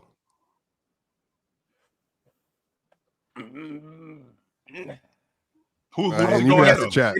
I don't think he has a definitive argument over anybody else. I would probably, but I'm probably with Ronaldo, like in terms of just world over Kobe, maybe. I think Ronaldo could be in the top 10. Could be. Steph at 14. Steph at 14. I mean, I guess if it's 21st century, I guess. If we talking LeBron's run, if we talking Kobe's run, Steph's 5 years, Steph's run that he's had, it's right there. Better than Donovan Bailey? No, that's in 2000. I'm sorry, I'm tripping. Keeping it pushing. Now that woman's 27 too, bro. If you get a chance to watch her swim this year, bro, she is insane. She's so I don't know if you remember Missy Franklin. Missy Franklin was like the apex young woman swimmer at the time. But Katie is amazing, dog. She is legitimately like a head and tails above everybody else in her field. She's basically like Simone Biles for swimming. Like, she's amazing. Shout out Katie Ledecky. Tim Duncan at 16. Big shout out to Tim. Shaq at 17. Athletes? Does Tim have Shaq?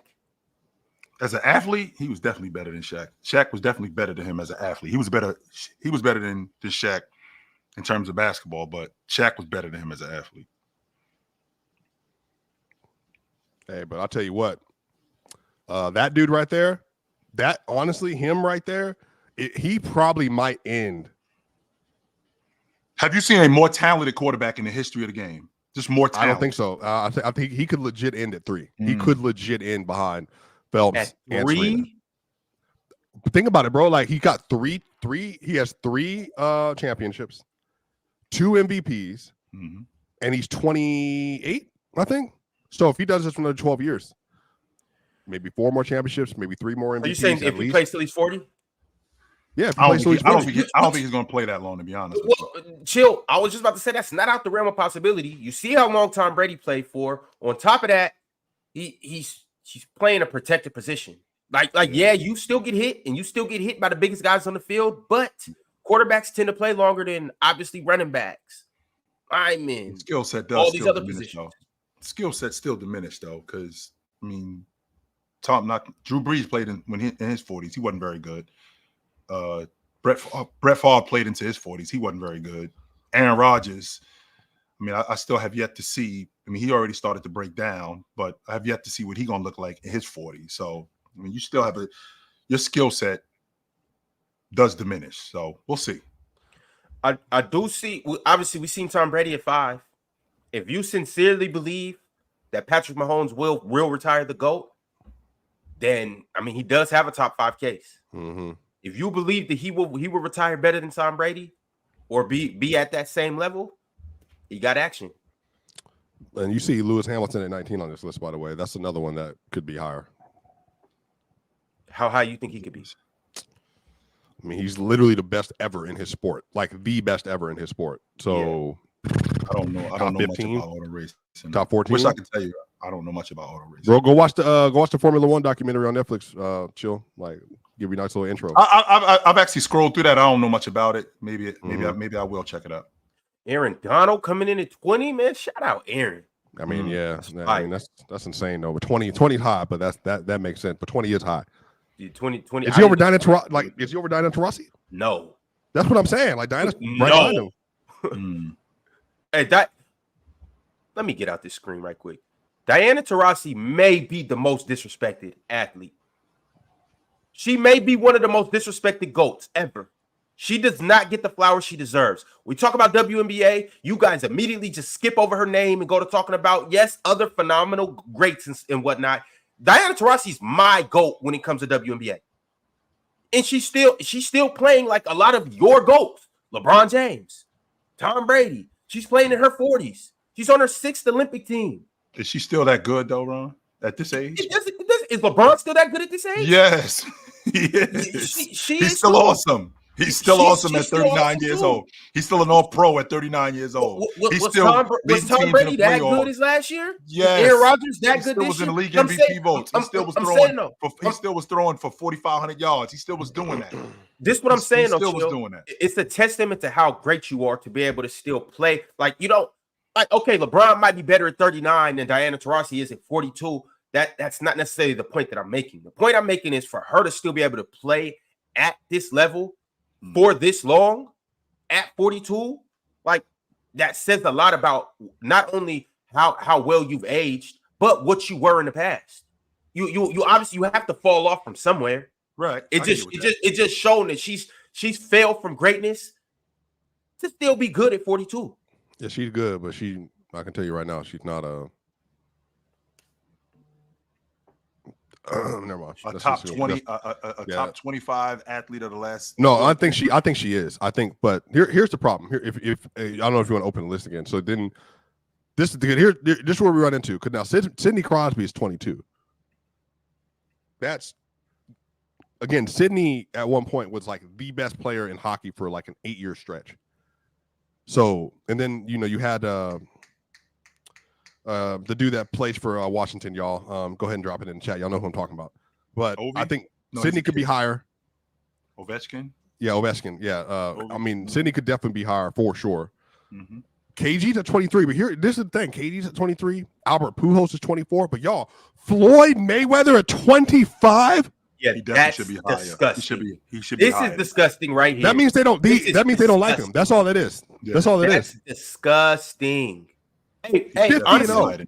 honestly, bro, Floyd Mayweather could be any spot ahead of this, and I wouldn't argue it. I'm talking about any spot. You could put Floyd Mayweather top 5.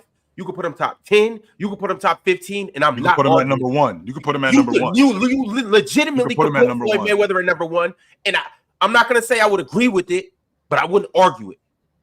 50-0, man. 50 but he ran boxing from, I mean, legitimately ran boxing from like 2000 to 2015. 15 years. Yes, 15 years. So I don't get that. I don't get that at all. I won't argue that. Yo, like him being so, and this is a live reaction, guys. I haven't seen this list, so I don't know who's 26th. I don't know who's coming in 50. I just know if at 24, I wasn't even considering Floyd Mayweather. I thought he was ineligible for this list because there's no way he should have failed that low. Right. It's no way. Yeah, I mean, legitimately, he had the best fights of that era. He embarrassed people. And again, by the way, just to be clear, I want to finish at the Mayweather point. He fought Canelo Alvarez at his apex, and it wasn't a conversation. I don't know if Canelo was at his apex. Nah, wait, Yeah, Canelo wasn't at his apex. He was in his late 20s. He was in his late 20s. Yes. In his late 20s. I'm saying he was in his late 20s. Like that's boxes at age from like 25 to 30, you're still at the top of your game. You are still at the top of your game. Canelo got a little better after that, though. You can't say he was in his prime, but Canelo got better after that. But I'm saying, but even Tyson's prime was in his 20. Tyson's prime started when he was 20, and then after he turned 30, he started turning down. Like I'm saying, Canelo Alvarez was at literally was considered the number 2 in the world, and it wasn't a fight. Like he literally couldn't land a punch. So I just think like that to me is so wild. Anyway, we can move on. Because you got Peyton Manning up at 26. I don't think Patrick Mahomes should be ahead of Peyton yet. If we're doing that, like if we're doing based on all-time legacies, Peyton Manning is probably the 3rd best quarterback of all time for me. Yeah, y'all. Canelo was 23. Like Canelo was a baby when they fought. He did not catch Canelo at his apex. So if you want to say he was emerging into, but he was number 2 in the world at the time, though. I'm saying like he was number 2, but he caught Canelo when he was a baby. If he would have caught even right now, if Prime Mayweather caught Canelo right now, and obviously like what? You can't. Well, no, I'm talking about Prime Mayweather and Canelo right now. That would be a fight. No, I'm not saying Canelo would beat him. I'm saying he didn't catch Canelo when he was his best. I'm saying Mayweather literally made all these power hitters like ineffective because they couldn't hit him. No, I get that. I'm not taking anything away from Mayweather. I'm just saying he did not catch Canelo when. All right. If it's a 12-round fight, Canelo wins 3. Okay, and then we can move on. You're right. It'll be a closer fight. 9-3. Scorecards would be. But yes, I hear you. Peyton Manning should be in front of Patrick Mahomes if we're doing all-time stuff. You think so? I mean, right now, yeah. As of right now, unless we're saying, do you think Patrick Mahomes is the 2nd best quarterback of all time already? Which is fair. No, it's not. But I'm saying, but like I don't got him yet. I don't got him. A lot of people have him. I just don't have him yet. I respect some greats a little bit more. I don't think he's ahead of Montana yet. No. I don't think he's ahead of Manning yet. I don't think he's ahead of Elway yet. Or Brady. Well, Brady's obviously, he's number 1. Those are my top 4. That's my top 4. Is Brady, Montana, Manning, Elway. The championship shit is tricky, man, because I understand football is a little bit different. Right. I mean, Eli Manning is not better than Dan Marino. No, he isn't. He is not better than Dan Marino. No, he was not. But them 2 championships, those 2 things, You said Eli or Peyton? But Marino's way ahead of Eli, though. Not even a conversation. He's not better than Dan Marino. He wasn't. Easy on Eli. Easy on Eli. I love Eli Manning. I don't like Eli Manning. Eli Manning. Y'all don't be mad at Eli because he chipped y'all goat twice. Oh, I ain't saying that. I'm not saying y'all don't be mad at Eli because when they have their Manning dinners for Thanksgiving, he has 2 rings on his finger, and his brother, he got 2 too, but it's like my 2 is better than your 2. I do understand the championships though. I do. I get that part. Hold on. That part I get. That matters. Chill. Yeah, I do. I do get with that. People legit on the chat are saying Elway, get out. This is what I mean about people not watching Elway and not watching 80s. John Elway literally was the single most talented quarterback prospect of all time. He was Wemby coming into the draft. That's who he was. It was a trash team for years. Garbage. Led them to 5 Super Bowls. 5. And then in his late 30s, won back-to-back and then had 330 yards in his final game. If John Elway was in this era right now, Chill, he would smoke this era. It would be him and Pat battling for best quarterback in the world. That's how good John Elway was. Ron, he was throwing for 3,600 yards, and that at that time was considered slinging. With a twin backfield. That was considered slinging it at that time, throwing for 3,600 yards. Like if you throw for 3,600 with the greatest arm before you got Aaron Rodgers and before you got Josh Allen and Patrick Mahomes, the greatest arm ever. Anyway, Swipe it. They're saying you Denver bias right now. I don't care. They're tripping. That's like saying Shannon Sharp's not a top 5 tight end of all time. Like whatever. You could just because it's Denver, whatever. I don't tell you. But hey, Swiper, you remember them chips? Do I remember? Of course I remember them. I cried when they were undefeated on the way to the second chip. This is a true story. Because since she'll want to be story time today. I'm not being story time. You brought it up. You're the one who brought it up and made me explain myself. I'm talking. Give me a break. I'm talking. You're the one who... Hey, I'm talking. One mic. I was standing next to my dad, Chill. When they lost to the Giants, they were undefeated, headed to the second chip. Undefeated. They lost, and I was crying next to my father. And my dad had to be like, it's just a regular season game. I was that invested in it. So I remember everything. I remember all those chips. Every part of it.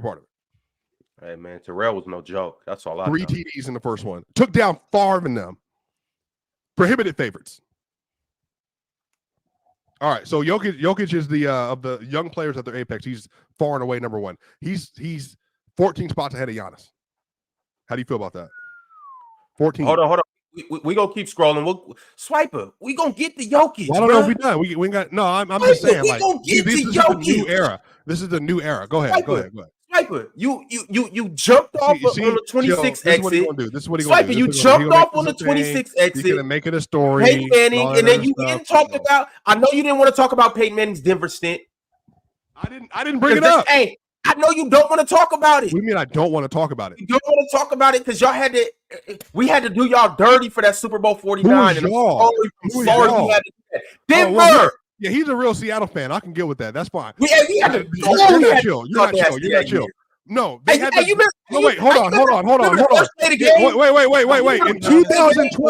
In 2012, be honest, Ron. Remember the first play of the game? Yo, put your glasses back on. Those aren't even real glasses. They're reading glasses. That's what be honest with me. What are you reading? You're not reading anything. Be honest with me, Ron. 2012, when Adrian Peterson won that MVP, was he actually better than Peyton with 37 touchdowns that year, the first year back? And then on top of that, he could have won that Peterson, year. He ran for 2,000 yards coming off an ACL injury. I know, but that's why he won. But that's why he won. No, that's not why he won. No, it is. Because he averaged 157 yards per game. No, but Peyton Manning came off a neck injury that year. It was the same thing for both players. He could barely throw past 50 yards. Barely. Chill. That year he was first team All Pro. Peyton came back first team All Pro. Right. And then the next year, but again, I'm responding to Ron, because Ron's a football casual. Ron, that first year, he was first team All Pro. The next year, 55 touchdowns and 5,500 yards in the greatest season ever for a quarterback. So, Ron, that third year, he was on pace halfway through the season in 2014 to break the 55 touchdown record. But then he got hurt, and it changed the year. And then he won a Super Bowl. Like, he arguably had his best 4-year stretch of his career, not that last year, the best 4-year stretch of his career, period. All the way around in Denver. So I could have talked about that, but for what? I'm not going to bring that up. You didn't want to talk about it because y'all got embarrassed. And I understand 43-8. I couldn't believe it. 43-8. I couldn't believe it. I was in grad school at Baylor. So I couldn't believe it. Did you cry that night? No. I'm a grown man. I'm a grown man. I don't cry over sports. All right. I don't cry over sports. Chill, what are you going to say? Did you cry when Tatum was passed by? That what you're going to tell me? No, I'm not going to tell you that. All right, y'all. Back to this list though. Peyton Manning get 26. Big shout out to Peyton Manning. Really, for real, a football GOAT. 27. Moss. There you go. Randy Moss. There you go. 27. No. Yeah, that's wait. Oh, wait. Sorry, Jerry Rice. I'm about to freak out. Jerry Rice and Terrell are not on this list. Me too. I was thinking about Terrell Owens. I'm like, wait, what's going on now? Am I in the Matrix? What is happening right now? If Randy Moss is at the top of this, and I don't see Terrell Owens or Jerry, or I don't see Michael Vick neither. What the hell is going on? Hold on, Terrell should be active for this list though, shouldn't he? He played well into the 2000s. Yeah, but he could be. But I think the 49ers stint started in the late 90s, and then I think he could be here though. He might be here later on. I can't remember. I haven't seen him yet. All right, Jokic, the great Nikola Jokic at 28. Shout out Jokic, man. 4 MVPs, including the Finals MVP. Never been done before. 4 straight MVPs, never been done. And then Bill Walton, obviously, Hakeem Olajuwon said he's the one. He's the reincarnation of himself and all that other stuff. So should have won 3 straight league MVPs, but they didn't want to have a conversation. That's why they didn't give it to him the 3rd straight year, because now we got to start having a different talk about Joker, and they ain't ready. But again, to go from a second, and this, by the way, Chill, this is from the year 2018-19 to now. This is a 6-year period. So another 4 from Joker, then he's. He might be right next to Steph by the end of this. My buddy turned me on the Joker in 2018. I wasn't really that big a fan. I dug the Euros, but my buddy turned me. He's like, yo, there's this kid in Denver. And in 2018, he's like, yo, you got to start paying attention to him. His name's Joker. And I'm like, really? But clearly, that was the case. So, Swiper, you think Jokic can get up to Steph tier, 14? 14. Yeah, if he wins another 2 MVPs, another 2 championships, and also has another 6-year run like this. Swiper, that's a lot though. Why 2? Let's say he won one more. Let's say he won one more chip. Let's say he got back to the finals again. Let's say he won one more league MVP. He won one more 4 chip. and 2. Yes, and he got back in like a 7-year period. Oh, that would be insane. Yeah, then that's 10 years. That's LeBron. That's a LeBron run. That's pretty not impressive, enough, man. For me, 2's not enough. Individually, we know what he's going to do. We know Jokic is going to be a triple-double machine. We know he's going to be top 3 in rebounding. We know he's going to be top 5 in assists. We know he's going to average around 25, 26, 27. Right. But he got to, for him to be able to catapult all these names in front of him and get to that Steph level, or you got to win a couple more. Well, the problem is, I don't know where y'all have your rankings. Steph is at 10 for me in my all-time list. Jokic is at 15. So, I mean, it depends on how much you think Jokic is going to have to do. He just passed Julius Erving and like Moses Malone and all them, and Kevin Garnett and all them. So it depends on. Yeah, I mean, where do you want to put him? Where you want to put him, Chill? I mean, I don't have him as a top 20 player all time yet. He's still got work. Oh, you're tripping, Chill. That's what I'm saying, bro. Like, what are we doing? Like, well, you don't have 3. How long? Let me ask you a question. Okay. So let me ask you this question, Swiper. When you're talking about being an all-time great, what's the criteria? It's just your accomplishments, individual impact on the game, awards, team winning, all that stuff. All 4. So if I did something like, let's say in the next 5 years, I won the league MVP in back-to-back seasons, won the NBA championship twice, and I don't know, won the Finals MVP twice. Does that automatically catapult me into the top in a 5-year period? Yes. 2. So you're saying two MVPs, 2 Finals. 2 MVPs, 2 Finals MVPs, and I finished in these last 5 years. And I think because essentially that's what Joker did, except he had 3 final. He had 3 league MVPs. But you got to start from 2018-19 with Joker. That's my point, Swiper. The point that I'm making is that when you're talking about being an all-time great, for me, I've always felt like you have to play at that level for at least a decade before we start talking about you. But I have Giannis at 20. So is it too early for Giannis? Yes, but I'm saying, but you can't. I think for me, Jokic is the best offensive big man ever, and then he's a top 5 offensive player ever. Then Giannis is one of the best 2-way players ever, one of the best defenders ever, one of the best offensive players ever. I'm talking relative to like other bigs. Is Joker a better offensive player than Shaq? Well, yes, I really don't even 100%. I don't think he's a better offensive. I'm not trying to be disrespectful to Shaq. No, I understand that. I do get that, and we can have a conversation about it. I don't think he's a better offensive player than Chamberlain. I'm not sure if he's a better offensive player than Shaq. Chamberlain couldn't shoot. Chamberlain didn't play in this era. Chamberlain was never. He was never the passer Joker was. He was never the passer Joker was. He was definitely. You handing out assists. Distributor. Is John Stockton a better passer than LeBron? Could he average more assists? That's not what this is about. No, because if we're doing that, if we're talking about points, then we got to put Adrian Dantley as he averaged 30 a game for 6 years. He's a better scorer than Steph Curry. No, we're not doing that. No. It's. But Wilt didn't even have the ability to see the floor the same way the Joker does. Though. How is that possible? He didn't have to say that he did not have the ability to see the floor. Honestly, we're talking about a 7'1" guy. Before guys played off of him. Before Pistol Pete, sure. And like all those dudes were going. Passing wasn't like the intricacies that you see with passing. The Harlem Globetrotters and all that did that. But Wilt was a product of his time. They just weren't that level of passers. He didn't have that level of vision. So I think if you can go ahead. Keep going. I'm listening to you. Well, I think Magic, LeBron, they all took it to a different level. Like they all took it to a different level. And I think Jokic is in that archetype. He literally, there is no pass he cannot do. Like there's no pass he can't do. So with that being said, Swiper, you just brought up like the Harlem Globetrotters were doing that. Chamberlain played for the Harlem Globetrotters before he came into the NBA. That's number one. Number two, he was throwing the ball. He was throwing the ball behind his back, right? He was throwing the ball over his head. The vision that you talk about, a guy that's 7'1", a guy that's that big, being able to see the floor like Chamberlain. He's not an all-time great passer.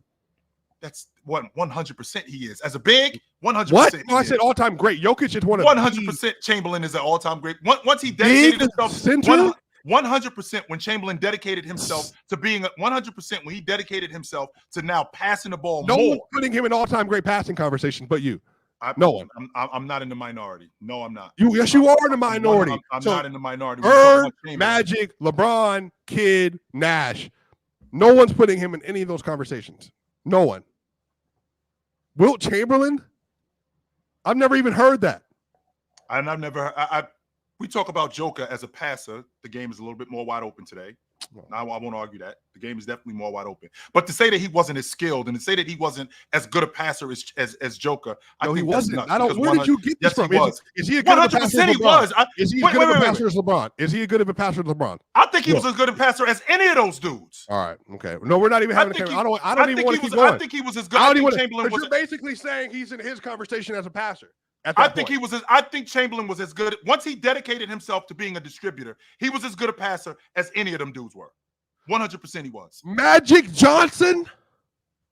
Joker is the same. Joker in the same category with Magic Johnson. Is that what you're telling me? The all-time great passing list, traditionally, Chill. Traditionally. You're telling me that I'm just giving you a list. Chill, hold on.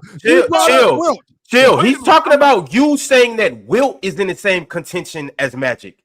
I'm saying that Wilt is as good a passer. If you're going to say that Joker is in the same category, because I think Joker and Wilt are in the same category as distributors. And if you're going to tell me that Joker is in the same category with Magic, which I don't think he is, if you're telling me that Joker, you said Wilt was. You said he was just as good as any of those guys. Point. If you're telling me that Joker is in the same category, because I think the Chamberlain is better than Joker as a distributor. But if you're telling me that Jill, you are legitimately so biased on old tape is unbelievable. I'm biased? If you think that Wilt Chamberlain Nuggets. That's not true. Chill, don't do that. Don't do that. Don't do that. Don't do that. That's not true. That's not true. That's not true. That's not true. Don't slander me. Don't slander me. That's a lie. Don't lie on my name. Don't lie on my name. Fellas, right quick. Hold on. Chill and Swiper. No. We're not gonna move on. I'm just gonna say, to be fair, to be completely fair and non-biased, thank you. You guys both have an amazing point.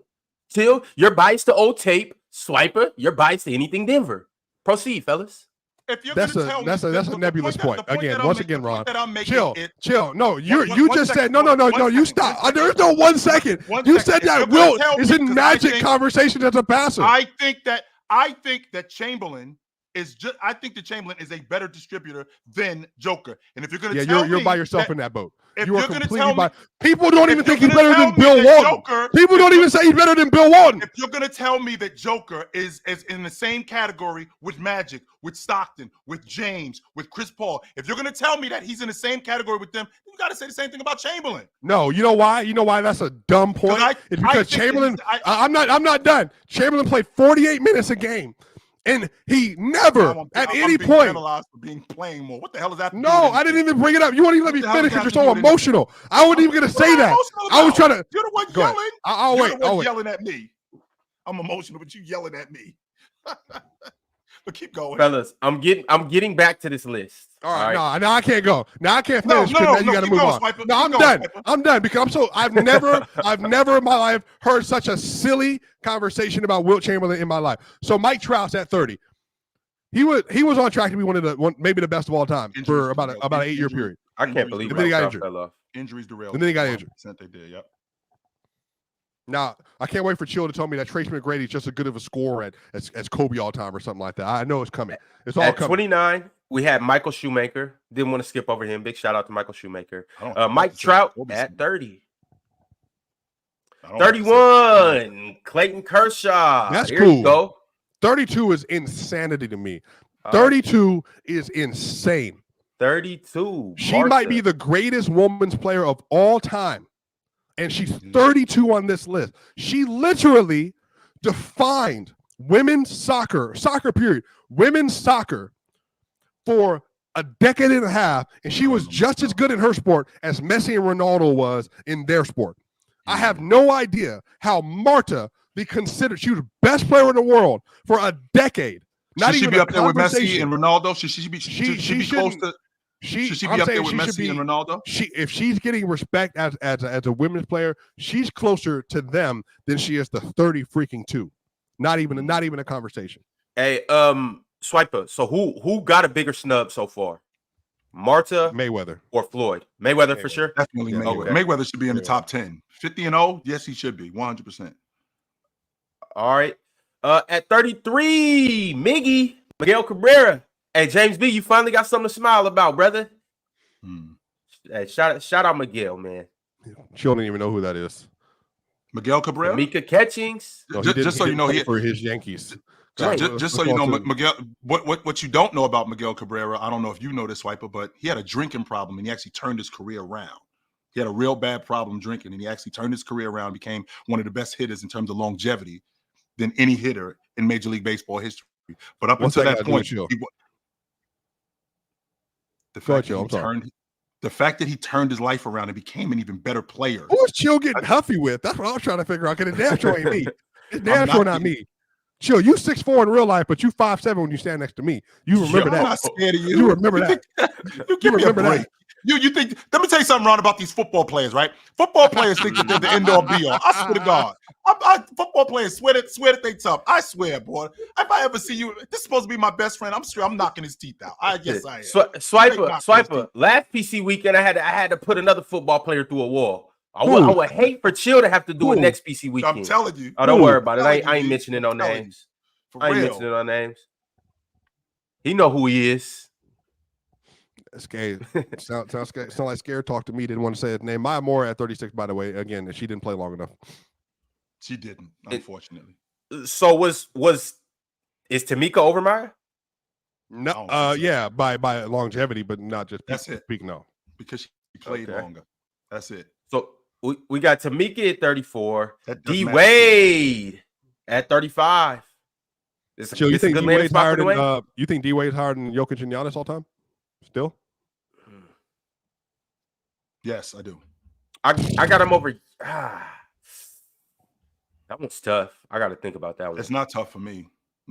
Yeah, because Chill, for some reason you need at least 12 years of playing experience. I didn't say 12. I said a decade. That's it. I said 10 years. But even 7. D Wade doesn't have a 7-year run better than either one of those players. Respect to D Wade. I love D Wade, but no respect.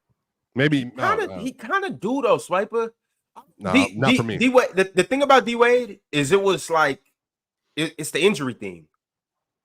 Yeah, well, from D Wade's third year. When did Joker? My question to you, Swiper. When did Joker become elite? In your estimation, he was elite. That was first team All NBA year, and then he was. So that's in year 3. Because he showed up in 15, 16, 17. No, that was fourth year. Year 4. Okay, so that's year 4. Age 23 season. So 18-19 or 17-18 was the year that he was first. 18-19. Okay, so that's year 4.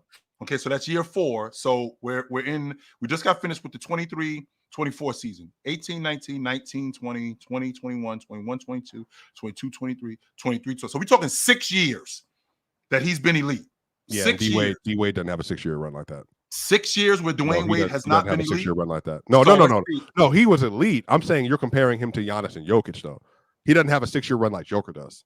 Okay, well, with that being said, if you look at what Dwayne Wade was dealing with, okay, we are dealing with a lesser big man era, but we are dealing with a big man era. 100% we are. But we're also talking about a time when Dwayne Wade dealing with Bryant, dealing with guys like Brandon Roy, dealing with other two guys like Rip Hamilton. No, chill. No. Let's talk about the whole league and why he doesn't have a 6-year run like that. because he was LeBron, dealing with, you Chris just said Paul, Kobe, Dwight LeBron, Howard. Chris Paul, no, keep going.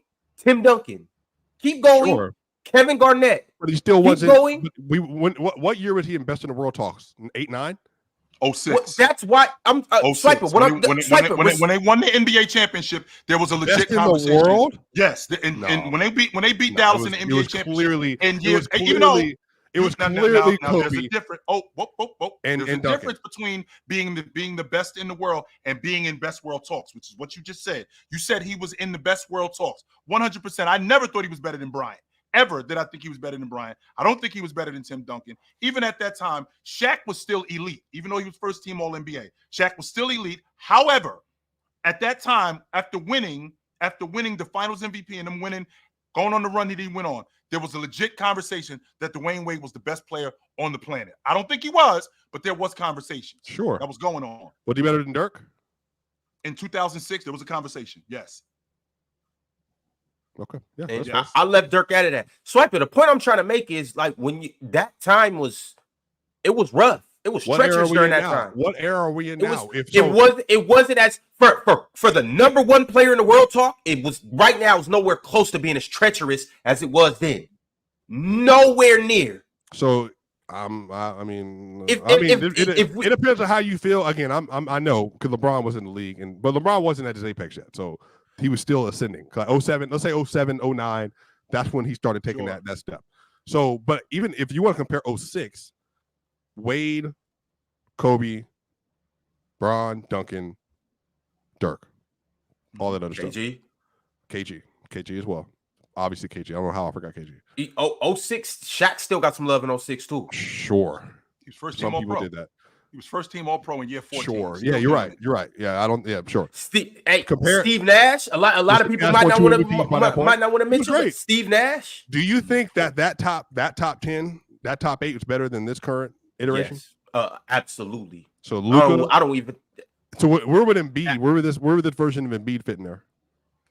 This version of Embiid, the made of glass, laboring up the floor. Embiid. No, you're doing that. You got to do that for other players too. They had injuries as well. I'm saying injuries aside, where would Embiid be? This version, this 34 and 10, 5 Embiid. So all right, in 2006, let's see. I don't think he was better than Duncan. He was better than Dirk. He's better than Dirk. 35 game sample size Embiid. This Joel Embiid was better than Dirk? Yeah. No. I don't think so. Yeah, he was. I'm not doing that. Yeah, he was. Was he better than Garnett during that time? Is Dirk even a better offensive player than this version of Embiid? Yes, 100% he is. Hell yeah. Hell yes, he is. In the regular 100%. season? I'm not saying in the regular season. Playoffs, yeah. I'm not just talking about a bucket getter. No, I'm talking about an overall offensive player. Yes, Dirk was a better offensive player than this version of Joel Embiid. 100%. And we're also talking about a slower era during that time. The game wasn't nearly as wide open as it is today. 100%. Yeah, but imagine how he's Joel Embiid. Imagine how big Embiid would have been in that era, and then his shooting, and then his ability to get to the line in that era. I mean, he would have been like, and then because you wouldn't have been able to do what Shaq did. Like again, you could put whatever you want. So all I'm saying is that I understand the thing with D Wade. But if you're asking me D Wade compared to this version of Giannis and Joker, I just think that they both have better peaks. They might have both had better peaks at their best, though. It's not crazy to say D Wade at their best. Like you talent wise, if you just take, I'm not talking about a period, a time frame. I'm talking about you just take them at their best. It's not crazy to say D Wade. I don't think D Wade. Do you think he would be if Jokic is best in the world? You think he would be giving Jokic a run for best in the world? If D Wade was in the league right now, D Wade is better than Shea right now. D Wade is better than Luka right now. D Wade is better than Giannis right now. D Wade is better than Joel Embiid right now. Jokic. That's a conversation we'd have to have. But D Wade would undoubtedly be top 3 in the NBA right now. I think undoubtedly. Yes, D Wade would slaughter this league. I'm talking about wet paper. Rip this league apart. Interesting. No, he would be great. I don't want to slander because I don't want to sound like slander. I love D Wade. D Wade was an incredible player. So we can move on though. Let's jump back into this list though. Shout out to D-Wade. He's there's a dude coming up right here at 38, Ron, that I cannot believe with my own eyes I'm looking at right now. 36. Swiper had mentioned Maya Moore, 36. Big shout out to Maya Moore, 4-time WNBA champion. You see that. All right, Ichiro. Literally the greatest Japanese player of all time. Greatest Japanese player of all time. Then walks into the freaking MLB. What? And it's the best outfitter in the sport. What? And one of the best hitters in the sport. Hey, again, man. Hey, 2021 was one of the best years of my life, man. All on Ichiro. Baseball. Wait, hold on, Ron. Hold on. Just to be clear, Ichiro. We had Mike Trout at 30, right? We had Clayton Kershaw at 31, right? Yeah. Go to 38. Big shout out Ichiro. Oh. How the blast is Barry Bonds behind Clayton Kershaw and Mike Trout, given that Barry got the job done? Barry was literally defying the sport. Chill. You, me, don't look over. I don't want to hear no steroid nonsense. Sucked in the postseason. I'm not. No, stop it. Stop it. Stop it. Stop it. He was garbage in the postseason. Drop him. Sucked in the postseason. Drop him. He doesn't deserve to be in this conversation. He sucked in the postseason. How did he suck when literally they were walking? Never mind. They didn't. I'm not gonna get off. I'm not gonna get off on this side point. That postseason. dude literally defined the sport. I was a casual baseball fan and was turning in to watch Barry Bonds every single game. 70 home runs? 70? When was the 70? What year? 2001, maybe? 2001. 73 home runs in 2001. 73 home runs. The dude was 440 times that. This is what the list says. So since 2000, this is not including his Hall of Fame career in the 90s. This is just the 2000s. 317 home runs in the 2000s. 1,128 walks in the 2000s. 4 consecutive MVPs, chill.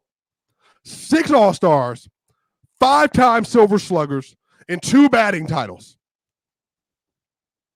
He was awesome. I won't argue that. How is he not in front of Clayton Kershaw and Mike Trout, given he is in the argument for best player of all time? Because the same reason why Floyd Mayweather is, because they hate him, like you just said, because they hate him. Yeah, this is nasty for Barry. Mm-hmm. Swiper, I'm glad you decided to go on a tangent about this one. This is nasty about Barry. The year that you talk about, the year that he had 73 homers. I remember specifically them actually cutting in the games that were on TV. Right. When he went up to bat, they were cutting into games when he was playing. And I think he got walked that year, a record like 440 times, some garbage like that. That was something nuts like that. He got walked. The bases would be fully loaded, chill. Yes, they would pitch around him with the bases loaded in order for them to let him get on base, which I thought was nuts. That was crazy to me. But all I remember from that time, only thing I could keep hearing when I think of this era is back. Facts. That's all I remember hearing. Hey man, shout out Mark McGwire too. That really held it down right there. Yeah, he had a little run too, but none of these dudes were Barry Bonds. I cannot believe that the MLB is so hypocritical, chill, that they're saying because you use a performance enhancement drug, we're gonna keep you out of the Hall of Fame, even though you're literally maybe one of the 3 or 4 best players ever. But we're gonna keep you out of the Hall of Fame because we're petty like that. Because I don't have any respect for the Baseball Hall of Fame. The best players that ever play ain't in it. I'm good on that. I have no respect for the Baseball Hall of Fame because they're very hypocritical when it comes to that. Very much so. All right, y'all, keeping it pushing. We're gonna go ahead and scroll through the rest of this list fairly fast. But at 39, we got the Slim Reaper, Kevin Durant. Too high, too low? Oh, thank you so much, man. I'll send you my cash out. No, I don't think it's too low. Okay. I gotta see the other people first. Swiper, you want me to send my cash app? Yeah, please send your cash app so I can send it to no one. And then Cash Daniels now. Kevin Durant is about where he deserves, but again, it doesn't make sense because So this is what I'm saying. So this is what I mean, y'all. This is what I'm confused about. So is ESPN saying that Jokic and D Wade and Dirk rank ahead, or were Jokic and D Wade rank ahead of Kevin Durant all time? Yep. Mm-hmm. That's interesting for me. But I don't kind of that was largely due to the fact of what KD did when he went to the Warriors. The fact that Dwayne Wade won the NBA championship and the Finals MVP on his own crew, and they built it around him. That's what they basing that on. All right, Justin Verlander at 40. Shout out to Justin. Dirk at 41. How fitting. Revolutionized the sport. They did that on purpose. Put Dirk at 41. Probably. That's cute. Shout out to Dirk, man. He was well deserved. Absolutely. Giannis at 42. Where do we think Giannis will finish on this all-time list? Oh, top 25.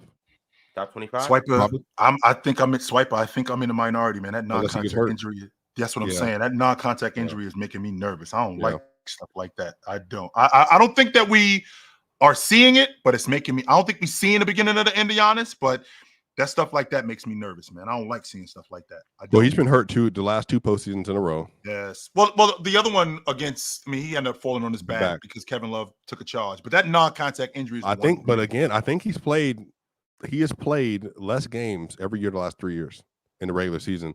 And then on top of that, I think Embiid was playing more games than him. Prior to this year, Embiid had played more games, I think, in back-to-back seasons than Giannis. Right. So, but again, that was always going to be the thing with Giannis. He had that Russell Westbrook thing. But hopefully he has like 5 or 6 more Apex years. 43, we got A-Rod, which I personally believe A-Rod's a little low. Yeah, I don't know. I don't know this criteria. He had 548 home runs in the 2000, 3-time MVP, 11-time All-Star. He was whacking the postseason too. A-Rod was a dog, though. Yeah, but all right, there you go. Michaela Schifrin? I don't. I don't either. But shout out, Michaela. You made the list at 41. Yeah, I think she might. I don't know. I don't know. Is she from Colorado? I can't remember. You're not a real Colorado guy. You're not tapped in. No, hold on. Well, no. You don't know. Problem. We have so many. They're all the U.S. women's national team has 3 of them. By the way, so let me. Right, but stop trying to claim people that really ain't from Denver. What are you talking about? Sophie's from Colorado. What do you mean? What's the chick name they used to date? That they used to date Tiger Woods? Ain't she from Colorado? Yep. Yeah, she's from Colorado. Yep. Yeah, she's from Vail. Michaela Schifrin from Vail. I know what I'm talking about. See, you just don't know multiple sports like me. So stop trying to hate on me about stuff. All right. I don't even cover skiing, but I knew that somehow. That's crazy, isn't it? Lindsey Vaughn, that's her name. Lindsey Vaughn. Yeah, I know she's from Colorado. Big Papi David Ortiz at 45. Shout out Big Papi, man. Yeah, hey, we know who this is. Don't got to speak too much on him. You can call him that if you want. Move on. Max Scherzer coming in at 46. Great Mets, we got him too late.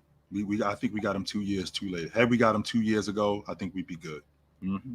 Jimmy Johnson at 47. He the Jordan, like you talk about auto racing. That's the Jordan right there. 7 times.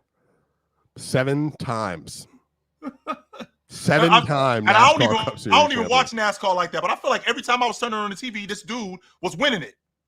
By the way, Thierry Henry is a part of the second best sports show on television. By the way, I don't know if you know that. I don't know if y'all know that. He's on the second best sporting show in the world. Yeah. So if any of y'all, It's not on Player's Choice. Well, I'm talking about television, like real television. Respect. But this is real. Yeah, Thierry Henry is live. Y'all can see my hand, right? This is live. All right. Okay. That's why they say you be yapping, Swiper. See that's the problem. Wow. I'm not trying to troll. second best sports show. Why would I bring up Player's Choice? I'm talking about like all-time great television shows. I'm not doing that yet. All right, Swiper. We chill. Enough is enough. All right. If we talked about Denver more, we would be the second greatest. If it was called Jokic's Choice, we would be the greatest. Anyway, that's what we be talking about, Swiper. Mm-hmm. Anyway, you haven't watched soccer in your whole life, but I gotta speak to you about this. Anyway, all right, who's this, Swiper? Atiana Bonmati. What about her? What Any about insight? Look at her numbers. I didn't watch Barca women's at this point so I know who she is, but I don't like watch it consistently. So, but she's a great player. All right. Okay, cool. Zidane, yeah, sure, no problem. All right. Steven. Shout out Zidane at 50. Again, Steve Nash coming in at 51. How do we like this? Is he that? Is he in your top 30 all time? No, he's not. Top 35, we can have that conversation. Okay. Is Steve Nash too high at 51? No, people just don't like him because they feel like he took an MVP away from their favorite player. And Shaq bashes him as often as he can. He never got over that neither, by the way, Swiper. I can't stand it. Like it's really he brings it up every single awards. Every single Shaq award. hasn't been on this list, right? No. Yes, he has. He was. Yeah, Shaq was on here. But he never got over that, Swiper, just so you know. Never. To this day.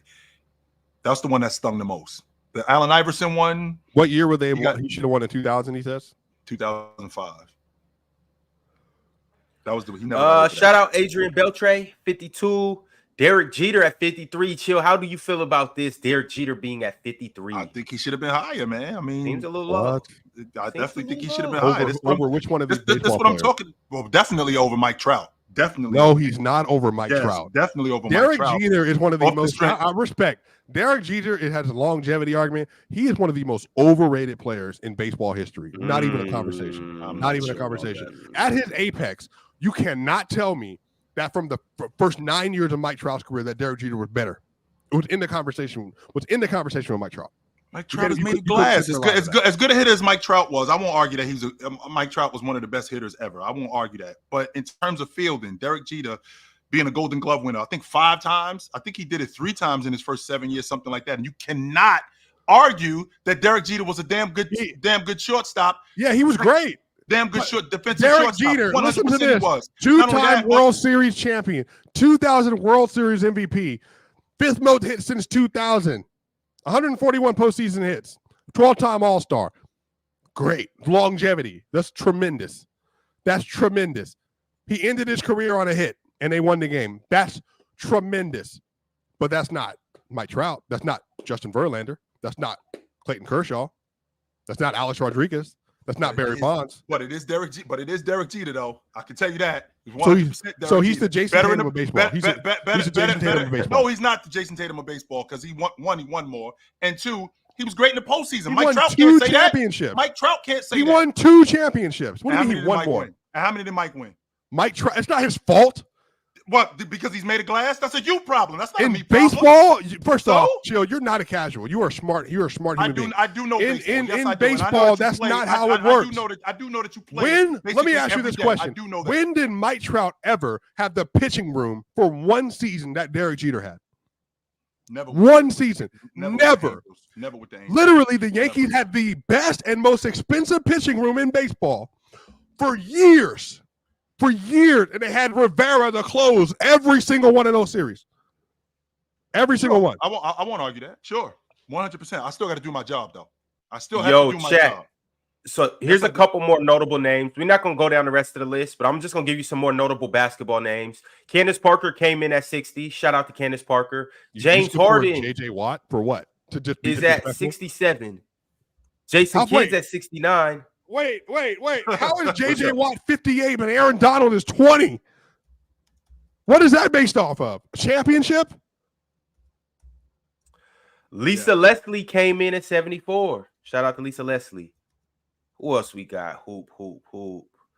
Basketball names. We got Cheryl Swoops at 81. Big shout out to Cheryl Swoops. Chris Paul came in at 83. Lauren Jackson, man. Hey, shout out to a Seattle Storm legend, Lauren Jackson. She's coming in at 84, and just an overall world legend too. Which I asked the question, Ron. I asked you that question at their apex, Asia or Lauren Jackson. Is it? Whoa, swipe it. I don't know if it's that simple. I'm not responding to that. I'm not responding. No, I'm hearing you. Allison Phoenix is at 63. Again, this list is bogus. It's complete bogus. You can't be the best at what you do for a decade and then be in the 60s. You can't be JJ Watt and be 58 and Aaron Donald is at 20 when you have the same amount of DPOYs. That doesn't work. No, it doesn't. Aaron Donald was number 2 in the MVP race in 2014. You know the last time a defender finished that high? Lawrence Taylor. Yeah, I was about to say Lawrence Taylor in 85. No, in 80, 87, I think it was. Mm-hmm. Anyway, as you were saying, Ron. But yeah, shout out Lauren Jackson. Chill. That's tough.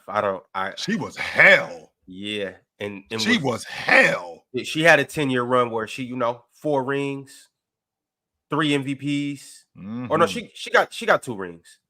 But finals MVPs, like she went ballistic. But Kawhi at 85. Shout out Kawhi. And let me see if we got any more basketball not players on this list. So no, Asia came in at 90. Shout out to Asia. They don't respect, so they don't respect boxing. They don't respect track because Shelly-Ann Fraser-Price is 38 years old, running in another Olympics, and she's 77 on the list. All right, cool, great. She's a 3-time gold medalist, though. 3 times, and she set the bar for the 100-meter race for women for years. But again, I'm not. And Ron, this is how I know. Ron's like, oh yeah, you don't know she's from Colorado. You see, Ron's quiet, not talking about it at all because he don't want to talk about track. He don't want to talk about none of this stuff. This list is bogus. Bogus. Allison Phoenix. Got to have a conversation with people about track. And Allison Phoenix is Usain Bolt's that high. Allison Phoenix and Shelly-Ann Fraser-Price are in the 60s and 70s. Yo, speak up, Ron. Say something. I didn't make the list. Swiper, why you getting mad at me? I'm looking at the list like you. Say something. It's ESPN. It's not ERON. It's like I didn't make the list. I don't know what you want me to say, Swiper. Hey, we established that at 25 the list was crazy, but that's ESPN's list. We gave you guys we went through the top 53. You guys go check out the rest of the list yourself. Let us know how you feel about it. In the meantime, before you go check out that list, go check out playerschoicemerch.com and get you some good things. Also, once again, the PCL is next Wednesday, July 24th. That will be the opening night. We'll release the schedule here pretty soon. We'll release the matchups. We'll release the topics, and you guys will see exactly what it's going to be. But the PCL will be on Wednesdays and on Sundays, so make sure you tapped in. What's good, Swiper? We have a question in the back of the class. We have a question in the back of the class, Mr. Swiper, sir. All right, because we have this is the show. The show today is me calling out Chill for being a homer and being a front runner, or not being a homer and being a front runner. And then the other part of this has been evaluating this trash list. Okay, so since we're finishing it up, where was Patrick Mahomes again, Ron? 18? He was in the top 20. I do know that. Why is Aaron Rodgers at 91? Swiper, we're not gonna do this. Where should he be? Where should he be? We're not gonna do this. I'm not about to compare. With Swiper, we're not gonna do this. Is he not a top 7, 8 quarterback of all time? 8? Okay. He's better than Drew Brees. He's better than Drew Brees. Would you please stop, Chill? Give me Drew. No, you're tripping. I'm so sorry. Give me Drew. I forgot who I was talking to. As a matter of fact, give me Eli. Okay, I'm not doing that. Give me Eli. Easy. I'm just saying. Postseason comes around. Postseason comes around. Eli sees the GOAT. Eli sees the GOAT across the field and turns up. Drew Brees. Postseason. Aaron Rodgers never won an MVP. Nothing like that. 49ers. At any point in time, who is he going to win it over? Who is he going to win it over? Brady? No. Manning? No. Peterson? No. Who is he going to win it over? So how is Aaron Rodgers winning it over these dudes? What do you mean Aaron Rodgers didn't? He won it once at the apex of all these players one time, and then he won it twice. So why even bring it up then, Swiper? He won it twice in the 2020. So if Aaron Rodgers can't do it against these guys, why even bring it up to Drew Brees? He did. He won through. Aaron Rodgers has multiple. He has 3 MVPs. What are you talking about? 4. What I'm saying. Brees, they got 1. Not 1. And why is that? And can you explain why that is? Because he was never better than Peyton Manning. Never better than Tom Brady. Never. Really? Never. So, Never. Ron, Never. We're Never. still talking about the same guy who had 5. Count them, Ron. 1, 2, 3, 4, 5. 5,000-yard seasons. Who gives a damn about them inflated stats? So don't nobody care about the inflated stats. Now we don't care. Nobody cares. Even though you just brought up the fact that maybe 20 minutes ago that Peyton Manning threw for 55 touchdowns. You just brought that up. Meanwhile, I got a guy. Peyton Manning is an actual GOAT level quarterback. Was Drew Brees? Hold on. Was Drew Brees ever better than Peyton Manning? Fellas, we got one mic. Swiper, you still in the back talking. We got one mic. It's only 3 of us. Ticket ain't up here. Mars ain't up here. Ox ain't up here. Penn ain't up here. It's 3 of us. Really 2 of us. Better than Tom Brady. Where he's better than any of these players. Drew Brees. Swiper's disgusting today. I got a question. This is birthday move? Was never in the best of the world conversation at any point in time. Never. So let me ask you a question, Swiper. Aaron Rodgers from 2000. Okay, so Aaron Rodgers showed up in 2005, right? Aaron Rodgers showed up in 2005. Brady had been in the league. At that point in 2005, Brady was rolling. So with that being said, when can you say, since you brought up being better, what year do you think Aaron Rodgers was better than Tom Brady? 2010. Whenever he won that MVP. Whenever he won that MVP. Better than Tom Brady in 2010. Let me look this up. Because since we're they went to the bowl game. The year they went to the bowl game, he won the league. I'm going to look up his number because I don't just talk from my emotions like you. Okay, I'm looking up the numbers. I'm going to look up the numbers myself. Okay, in 2000, let me look this up. Stop looking around for help. Why are you reading glasses on? I'm not looking around for any help. I don't need any help for you, Swiper. I don't need any help from you. You liar.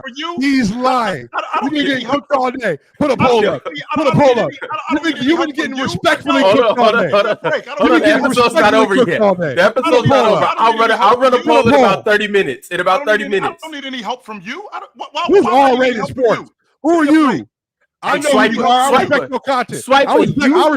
I respect all rated content. That's what I'm saying. But you get disrespectful, Mookie. I know who Mookie is. I was going to say, Mookie early on. You better respect Mookie. I met Mookie early on. Chill. No one's listening to you. All right, listen up. You're not El Capitone. You're not the capo. Okay, if this is Sopranos, you the uncle. If this is Sopranos, you the uncle. I'm Tony. I took over. I'm Tony. I took over. He's actually been yelling the entire time, but I'm emotional. He's been screaming at me the entire time, but are your feelings hurt? So now my feelings hurt. Are your feelings hurt? You know what? You're right. I'm so sorry. This is I can't invest in the yelling. He's screaming over Tatum all the time. He's screaming over Tatum all the time. Put your glasses back on. Put your glasses back on. Swipe and chill. Swipe and chill. I got super chats I got to get into. All right. You got to transition. And y'all at a 10 right now. Bring it down to a 5. Let's dive into these super chats. Chill. It's going to be all right. You've been cooking Swiper all episode. Put the chat up. Hold on. I'm gonna put it up in a second. Let's get through these super chats first. Worldwide Mace TV said, Chilltown, what is your take on Fat Lever and what would he look like in today's league? Dub Ron, big dub Swiper for educational message this morning. Dub Chilltown. He was a lesser version of Russell Westbrook and a little bit smarter.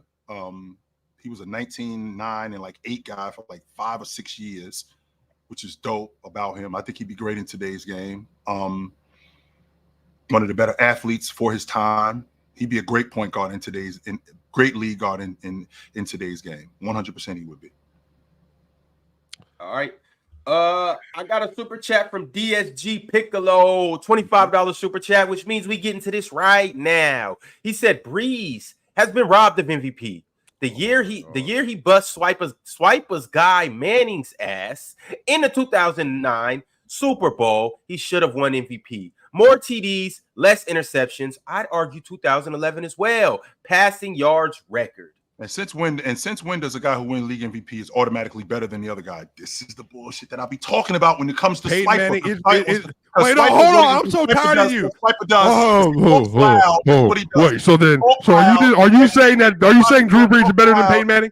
Are you saying Drew Brees is better than Peyton Manning? Just because you win league MVP does not mean that you're better. I'm asking Allen Iverson was not better. Answer the question. Answer the question. I don't think Peyton that, Manning not better than Drew Brees? No, that doesn't mean that you can't win the league MVP if you're not better than somebody. Was Drew Brees better than Peyton Manning? I just said that. Was he better that year? Was he better that season? Was he better that season?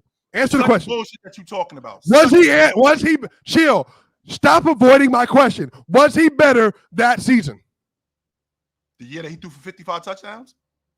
No, the 2009 season that he brought that up for the championship or whatever, 2006, whatever that was, 2009, whatever it was. When he finished second in the league in MVP votes.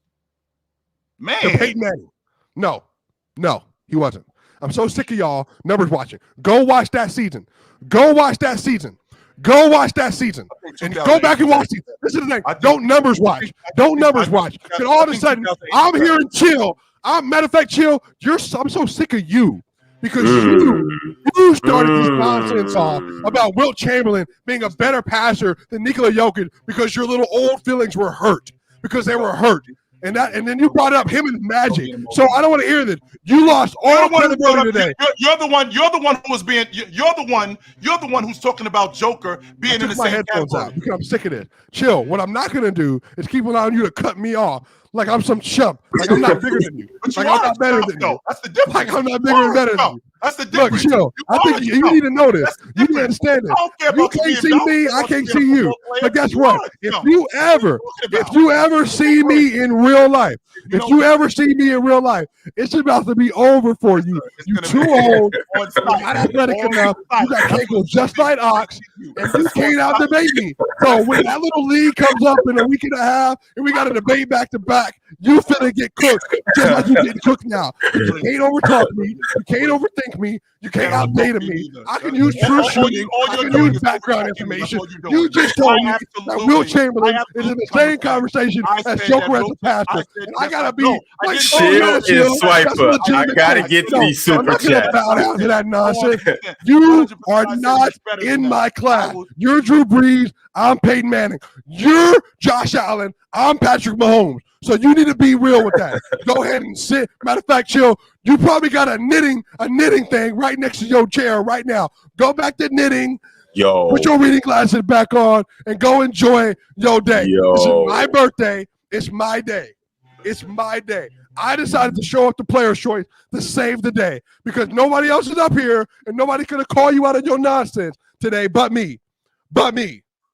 So live with it. No, that's live with it. You didn't call me out on anything. All you did was talk about me being emotional, and all you did was bring up biased ass opinions. That's all you did. Give me a break. Hey, guess what? And guess one of us didn't have to resort to cursing to get our point across. So now what? Stop yourself from doing that. What are you talking about?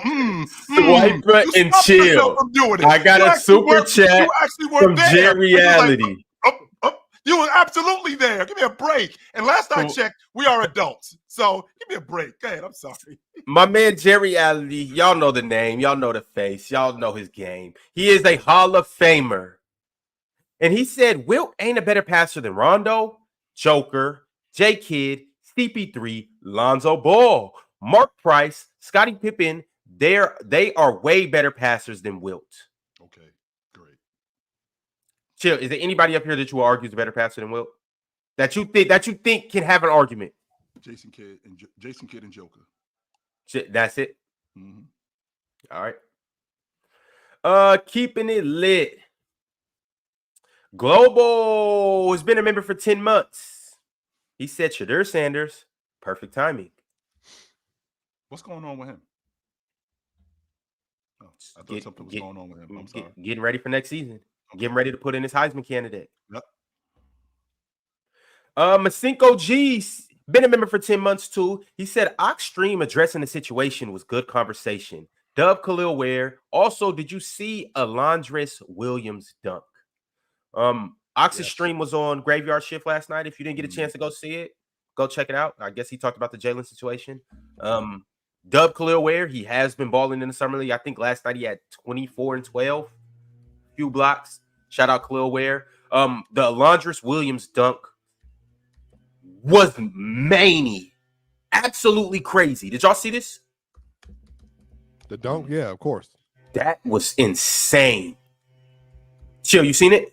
No, I didn't. Dunk of the summer league for sure. I don't see nobody out doing that. Nobody. Shout out to Lundris. We got a couple other members too. Shout out to SJ. SJ became a member today. Produced by P became a member as well. Big ups to him. Omar, I'm not going to pronounce your last name. So, Omar, I'm not going to pronounce your last name. Thank you for becoming a member today. And also, Kamari became a member as well. Big shout outs to you guys for joining the channel and becoming a part of the family. Salute to y'all. Back to the super chats. Devon Williams has been a member for 5 months. He said, where do you think Breanna Stewart will rank all time? Stewie. I dig Stewie. I have no idea. Maybe she gonna go down as top 10 all time. That should be top 10 all time. Yeah, I don't think that's without a question. The Liberty are currently leading the WNBA in terms of record this year. I think they're 21-4. They're at the top. I wouldn't be surprised if they won the whole thing. Remember last year I had the Liberty and they were obviously in the championship against the Aces. I would not be surprised if Breanna Stewart Well, if gets you picked them, they're win. definitely losing because every time you pick somebody, they lose. The Bucks lost. Bro. Do not listen to Ron. Whenever Ron picks somebody, don't listen to them. Who's your WNBA team? I don't have. What do you mean, who's y'all? Who you like in the WNBA? Who are you picking to win? Win? Oh, it's probably going to be Liberty. Yeah. But I'm saying it, so therefore they'll win. You say it, they'll lose. Don't say it anymore. All right, well, then that negates it. The New York Liberty are winning. That means you're not getting to the finals at that point. Then they not getting there. DSG Piccolo said, as Chill said with Wemby, if it's close, Wemby will win. Same with Clark. Happy 35th, Swiper. I ain't 35. Happy birthday. I'm not 35. In case y'all don't know, it's Swiper's birthday today. DSG, let us know. I'm still younger than Ron and definitely younger than Chill. He don't look as good as me though. That's the difference. Look as good as you? What are you basing that on? True shooting? Exactly how I look. What are you basing it on? True shooting? If you basing it on true shooting, what kind of metric are you using to evaluate nobody that? looks as good as you if you basing it Wilton, on Wilton, Jokic are the same level passers. No one believes what you say. No one believes what you say. You don't believe it. That's the difference. Don't believe you and Wilt and Magic Johnson? Yeah, no one believes that. No one on earth with eyes believes that. Or without eyes. Matter of fact, I would be willing to bet you nobody that has 5 senses thinks that Wilt was in a conversation with Magic as a passer, except for you, apparently. Yes, I do. You've been on too many mandrakes. A lot of y'all know what mandrakes are. Mandrakes are a biblical drug they would exchange between each other that would make you hallucinate. Chill knows those things. He was there. Weren't you, Chill? Rachel and Leah. Yes, I was. Rambo E 1996 said Caitlin Clark is very Kobe-like in the sense that whatever she speaks after the game, she's simply about hooping and doesn't give a damn about outside BS. I can get with that. I think she'll speak on stuff when she needs to. I do want to say too, as of right now, obviously Caitlin Clark just broke the WNBA record with 19 assists in a game, which is crazy, and she did it. What is she? 25 games into her NBA or WNBA career? It's not crazy to think that she's going to break this record a few more times. So we're definitely going to be tapped into that. But shout out to Caitlin for breaking that record. But I want to bring you guys up to date on some more things with Caitlin Clark. She also has obviously broke the franchise record for the Indiana Fever for most assists in a season. She did that last night. So shout out to her.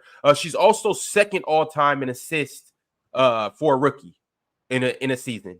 She has 212 right now. The record is Tisha Pinachera. She has 225. So she gonna break that here fairly soon too. All-time assists by a rookie. So shout out to Caitlin. Also, in the WNBA right now, with all players, and this includes Asia Wilson, this includes everybody else. Caitlin Clark has the most points scored or assisted on this season. So, as a rookie, she's obviously having a crazy impact. 916 points. Yeah, that's at the top of the league. Yep. Yeah, so pretty impressive. Shout out to Caitlin. Also, too, shout out to Arike Agumbawale and Odyssey Sims. They both had 24 last night. Shout out to them, and they actually beat the Indiana Fever. And Bears, Odyssey Sims. And shout out to Aaliyah Boston. She had 28 points last night. To Quay White said, Ron gave everyone 2 roster moves, and that was on the Olympic team. Like, if you could make 2 roster moves, take somebody off, put somebody on, or whatever that may be. And it was Jalen's turn. Chill said, we are calling ICE to deport him. and Jalen responded with Emmett Till. That's the context. Okay, no more ice jokes.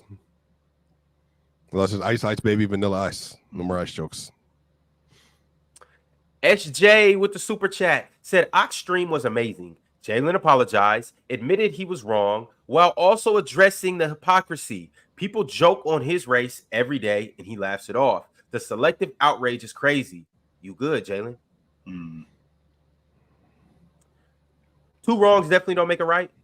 Jalen has been bagged on about his race. He's been joked on and stuff like that. I'm still not giving Jalen a pass, and Jalen knows he doesn't deserve a pass. And I mean, that just is what it is. He crossed the line. It's a bad joke. And it's been bad jokes about Jalen as well. Avery B said, Ox, and maybe Ron, y'all said Caitlin and Angel weren't going to come in a dub and cook immediately. What did you see in college, and what do you see now? I actually was high on Caitlin. I thought Caitlin was going to come in and fry. Angel Reese, you did not like her. You did not like Ron. I didn't. So two things. I thought that Caitlin was actually going to be better than she is right now. Right. Which she's starting to pick it up. Obviously, last night she had 24 and 19. So she is starting to get to the point where I thought she was going to be. Angel, I thought Angel. First off, I did not know Angel was a monster like that. We talked about Caitlin this whole episode. Let's give Angel some flowers too, because she's leading the league. So Caitlin's leading the league in assists as a rookie. Angel's leading the league in rebounds as a rookie. So I definitely got to give her flowers. I did not know she was a beast like this. I'm gonna just leave it like that. Her offensive game still is a little raw, and she still has a ways to go. But I did not know she was a dog like this. I did not know she was gonna be able to step into a grown women's league and hold her own physically. Got busy. Yep, got busy right from the beginning. So shout out to her. And she got 15 straight double doubles. That's a WNBA record. I thought it was 14, but okay. 14. Yeah, 14. Yeah, I did not think she was going to come in and dominate like this. So, shout out to her. Worldwide Mace TV said, the Tatum hate that Swiper displays for Tatum makes me feel like Tatum smashed a girl that Swiper loved. Signed a Celtics fan since 2002, 2024 champs. Swiper, dude, is this something that we need to know about? I think there's a lot of implications inside of that super chat. And so to list them through, Tatum and I are not in the same weight class. I was about to say, so Swiper, I don't think that before you go any further, I don't think it's that serious. I don't think so. No, we're not. We're not in the same age bracket, number one. So I doubt we look at the same women. Right. And also, too, I don't, that's a whole nother conversation of like women and all that stuff. Like, what would it have to do with, well, I wouldn't talk to her just because she's had a past a little bit. Doesn't make any sense. But, we're getting older still. So, just everybody has been with everybody at this point. And then on the other side of this, too, I think Jason Tatum was the top 8 player in the league. Y'all just don't like the fact that I just said that he's not top 5. That, for me, is the crazy part. Like, it's not that I don't think he's a great player. He's top 8. It's like, when I say you just think he's overrated. You just think he's overrated. I don't think he's overrated. That's not it. I properly rate him. Ron thinks he's overrated. Let me rephrase that. Swiper. You think where I have him, he's overrated. You have him properly rated according to you. You think where I have him is overrated. Chill. Okay. You the way you talk to me about basketball sometimes, I like the Rudy Gobert thing, the Tatum thing. They make me lose brain cells. Top 5 American player? Sure, chill.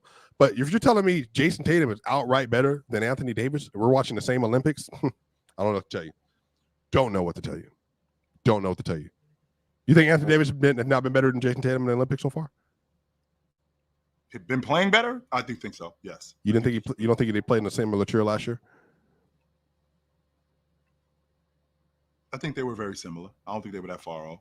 So does Anthony Davis an arguable top 5 player? I had Tatum at 5, and I got Anthony Davis at 7. Yeah, I think I had Anthony Davis at 7 or 8, somewhere around there. So Durant's not on the planet anymore, basically. As good as me and we've already had this conversation about Kevin Durant. Fellas, we got to get back to these super chats. Here come Ron. Okay, go ahead. Rambo E 1996 said, Swiper calling Chill a professional yapper is the pot calling the kettle black. More black jokes today. What's going on? That's bad taste, Rambo. That's the timing was not. No, Swiper. That's not the same thing, Swiper. What the heck? Rambo, you could have said something like that's like the toilet. You could have used the white joke. You should have said that's the toilet paper, calling it the paper towel white or something. Swipe and chill are two peas in a pod. Makes sense to me. Yeah, like that's bad taste, bad timing. Rambo, come on, you gotta do better than that, Rambo. That's not the same. No, he doesn't, because that's not the same thing. More black jokes. No. Leaf Diggy said, I wouldn't classify Chill as a front runner. He does have front running tendencies here and there, but nothing crazy. 20-year, 2-time Finals MVP at 11th all time is wild. What? Who's that? He talking about 20 Bryant. years. Yeah, he talking about who? Bryant. What about Bryant? I have him outside of the top 10 all time. Oh, okay. And then what was the first part of that super chat again? It was Chill being a front runner. He's saying that Chill's not a front runner. No, I don't think you guys what did it say verbatim? Can you pull it up? That super chat's gone. That super chat he's not a front runner. For Swiper being as smart as Swiper is, I don't think. Now at least he can acknowledge that, because apparently he's more handsome than me. But he said I'm smart, so 100%. I got one quality. There's no question about that. But Chill, we are not in the same bracket. No, we're not. You in the Golden Girls bracket. You're in the Golden Girls bracket. We're not in the same bracket no more. Have you seen Fresh Prince? Have you seen Fresh Prince? Have you seen Fresh Prince? The salt and pepper doesn't just bag them at my age. The salt and pepper bags them at your age too. What's that? So let's be clear about that. So what does that mean?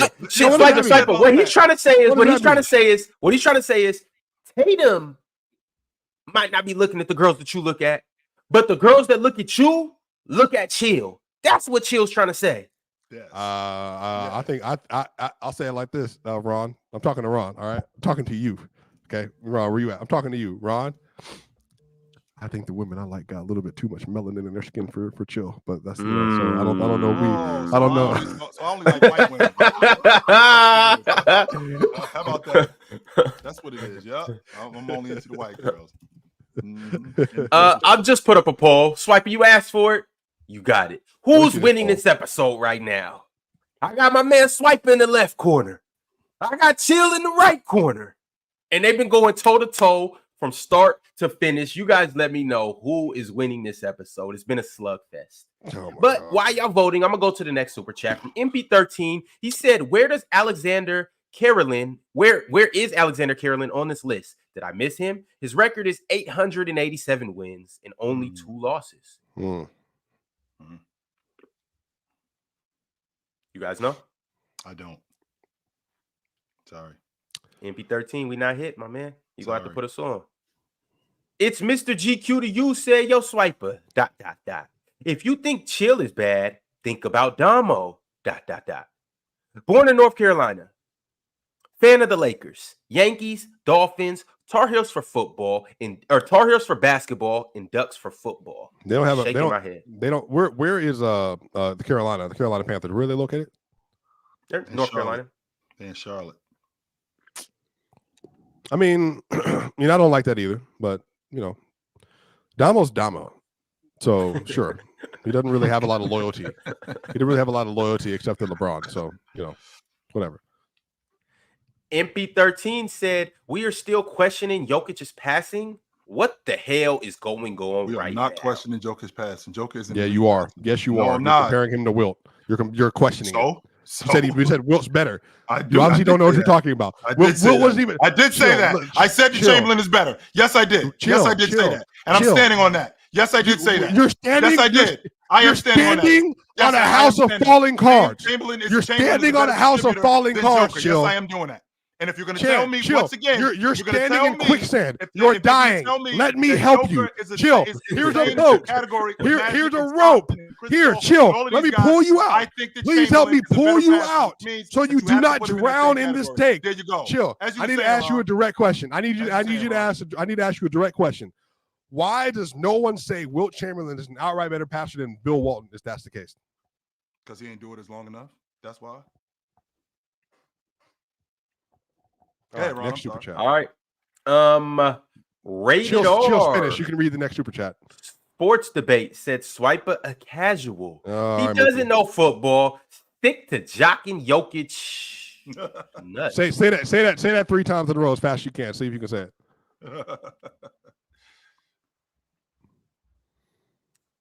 I just, people, if you want to send money, to troll, I have no problem with that, Mookie. Shout out to you, bro. MP13 said Swiper gets an A+ for today for making sure there was no dead air because of the lack of panelists today. Good panelist performance. Yeah, one of us is a professional and does this all the time, whereas Chill just be yapping about what Chamberlain Yo did. I remember when Bob Cousy. I remember when he showed up in my middle school and he showed me how to dribble. Chill, let me finish. Chill. What did imitation is a form of admiration. I remember when Bob Cousy came to my school and he showed us how to dribble with our left hand and how to do a layup off the right leg with the left hand. I remember that. That's why he used to go for me. I have this poll running right now. I know who's winning this episode. Swiper Chill or probably. Chill? Right, Chill probably. I bet. As Chill of probably. right now, this is Andre Iguodala. This is Andre Iguodala winning Finals MVP. No, actually, for no reason. No, it's actually KD winning Finals MVP. You ain't no KD. Chill. Let me ask you a question. 100%. What you just did ask me. Hold on. All right, wait. It's at 51-49 right now. I don't care. Y'all go get your votes in. Chill. What argument? I'm asking a legitimate question. So, sir, hand on your melanin. What argument have you beat me in today? All of them. What are you talking about? All of them. Not some of them. All of them. You think because you talk loud and you talk over me and you're yelling and you ask questions, direct questions, which I give you answers for. You think you beat me? You didn't. Chat, I need you guys to drop the stat lines. Reason I'm asking it is Random Vibe just said Swiper dropped 50 today. Mm-hmm. Chill dropped a clean 23. So Chill, what he's trying to say is a clean 53 or 23. That means you probably went like what 8 for 12 from the field. That's all right. That's cool. But he's saying Swiper gave you a 50 piece today.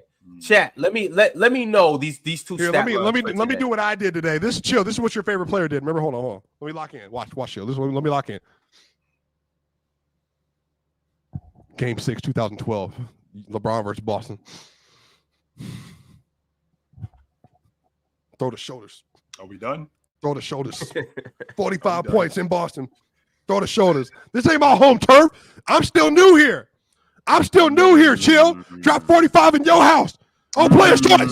Only difference is that you lost. On player's choice. Only difference is that you lost. See, there we go again. And then when we go to the tournament, Chill. Hey, Chill. You better Chill. Chill. Listen to me. Chill. Listen to me. You better Chill. Listen to me. Listen to me. I've listened to you for 2.5 hours. You said enough. Listen to me again. I'm done listening to you. Listen to me again.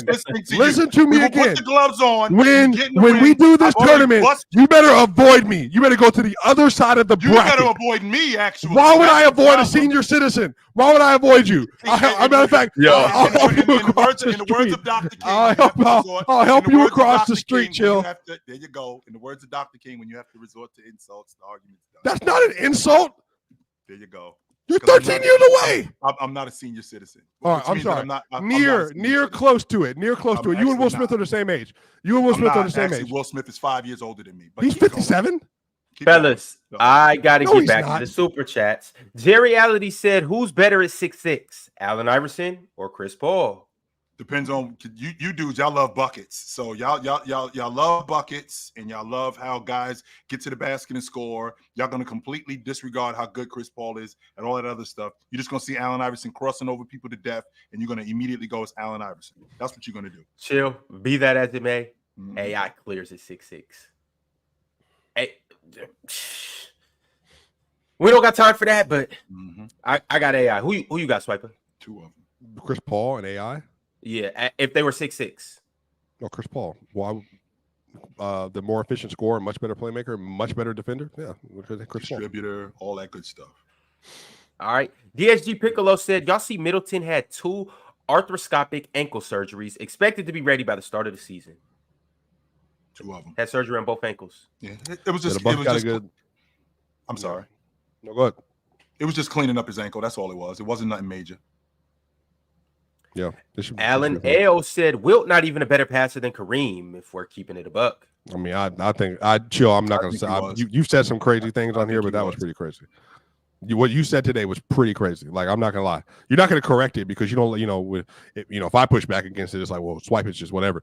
But that was crazy. I've never heard that in my life. I literally have never heard that in my life. Alan L with another super chat. He said, "Chill got a better jawline and hairline." Pause, by the way. And a better profile. L-Ox. A better what? And a better profile too. So it's better profile. What? Yeah, exactly what I just said. A better profile. No, so but compared to you, my best side is better than your best. Comparing? Side, so, yes. Wait, what are we comparing? What are we comparing? My profile. So if two chicks walked up and they saw your profile, your best side, and they saw my best side, they would absolutely walk to me, even with the salt and pepper. Chill. Okay. Just to clear this conversation real quick. The difference between me and you is you're younger than me. That's it. You're younger than me. No, that's it shows you let me finish. If you let me finish. May I finish? May I finish? Yo. Oh, you're not going to answer? All right, man. What's wrong with y'all, man? She's not going to answer. He done. All right, I got you. Cultured Saunders said, "Happy birthday, old head." Chill. My birthday is in January, so they ain't talking about me. See, the bad thing about this whole thing is I got a guy within PC, that was within PC, that I used to use to sing people happy birthday. But in light of what happened yesterday, I don't have nobody to sing you happy birthday, Swiper. So I hope today somebody sings you happy birthday, and I hope it's a beautiful chick that you really adore.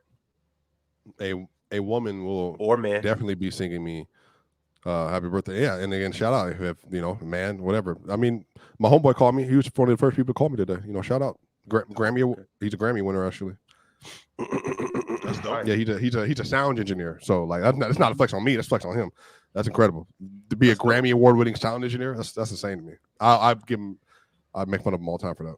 Yep. Brack said Swiper stinks, but this might make him necessary. Okay, Braxton. Never mind. You probably still use Axe body spray, my bro. So I wouldn't talk about stink with me, but I got you.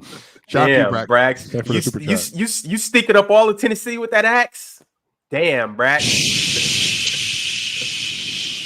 Brax body spray. Stankonia. The town of Stankonia.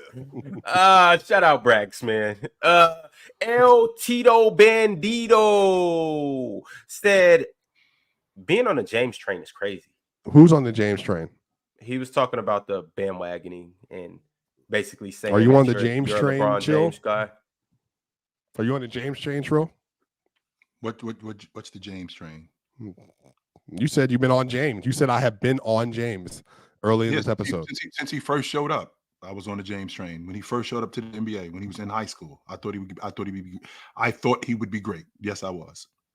Taco 101 said maybe Chill is a prophet. Becomes a fan. They win. I'm not going. Never thought of it that way. No, it's always reverse. Chill, you got prophetic tendencies? No, I don't. You don't? Oh, all right. Who's winning the championship next year? Boston. Just say it.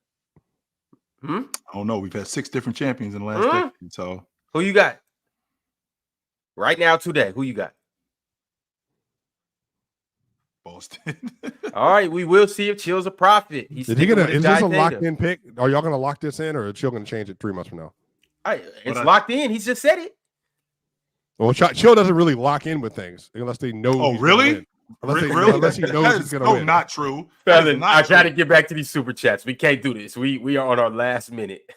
Brack's body spray said Swiper is Chill's boogeyman. Confirmed? No, he isn't. Brack's body spray. Mm-hmm. Chill, why do you say no? I mean, honestly, Chill, why do you say no? Because you're afraid of the boogeyman. I ain't afraid of you. I ain't scared of you. Chill, you like fear in me. Chill, what are you talking about? Right. I don't. When I see you, I'm not thinking, "Oh shit, I gotta get out of here." This dude's coming. Super chat from Ron. Hold on. Just want to respond to that real quick. Chill. You realize every time you address me, your voice get higher? Do I really? Yo, all right.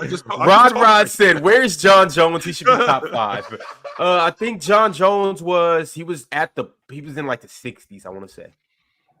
Yeah, Bones Jones or something. Yeah, I'm not even a UFC fan, but he was fantastic. Yeah, Anderson Silva wasn't even that high, I don't think. Yeah, but shout out John Jones. Oh, he was 66. Shout out John Jones.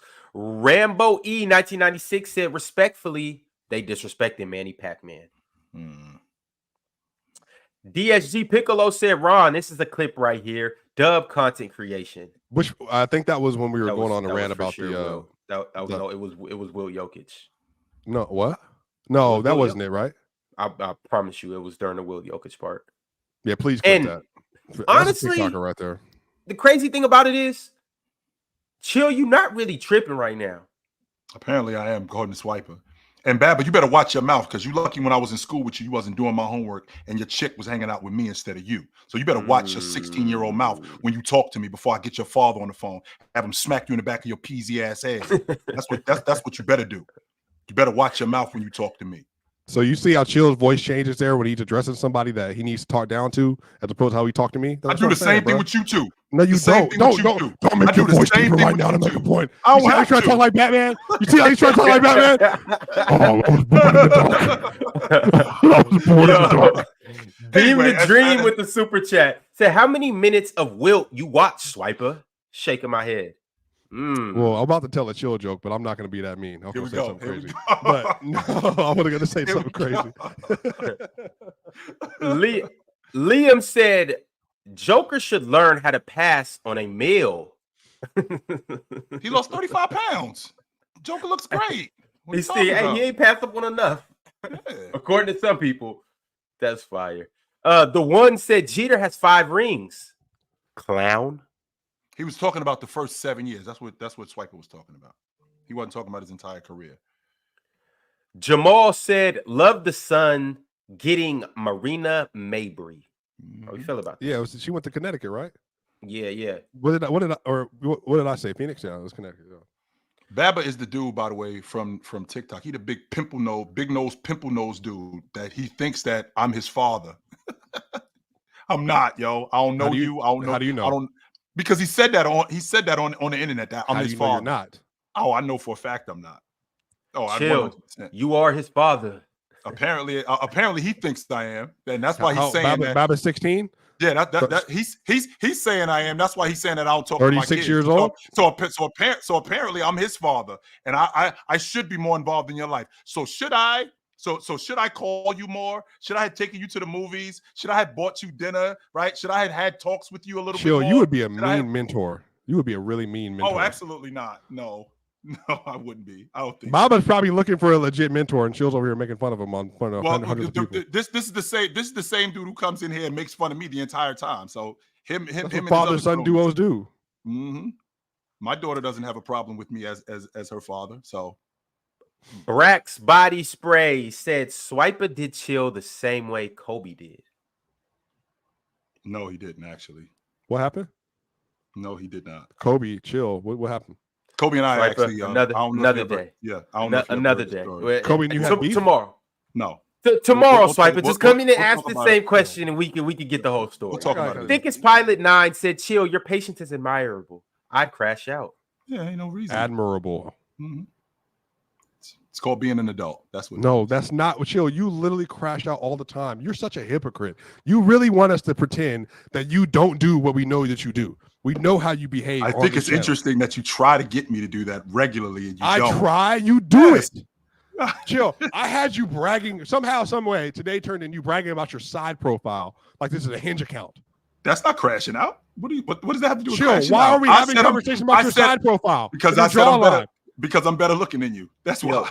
But who's the judge of that? Speaking of Hinge, you are.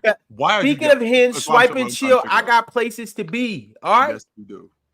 Speaking of swiping, I gotta go swipe on my Hinge account. So you guys, so dope. Aren't you in a relationship? So dope. So dope. Got what y'all do today. So catch dope. You guys later. Absolutely, man. We got it done today. No doubt. Be easy. Tomorrow, mañana.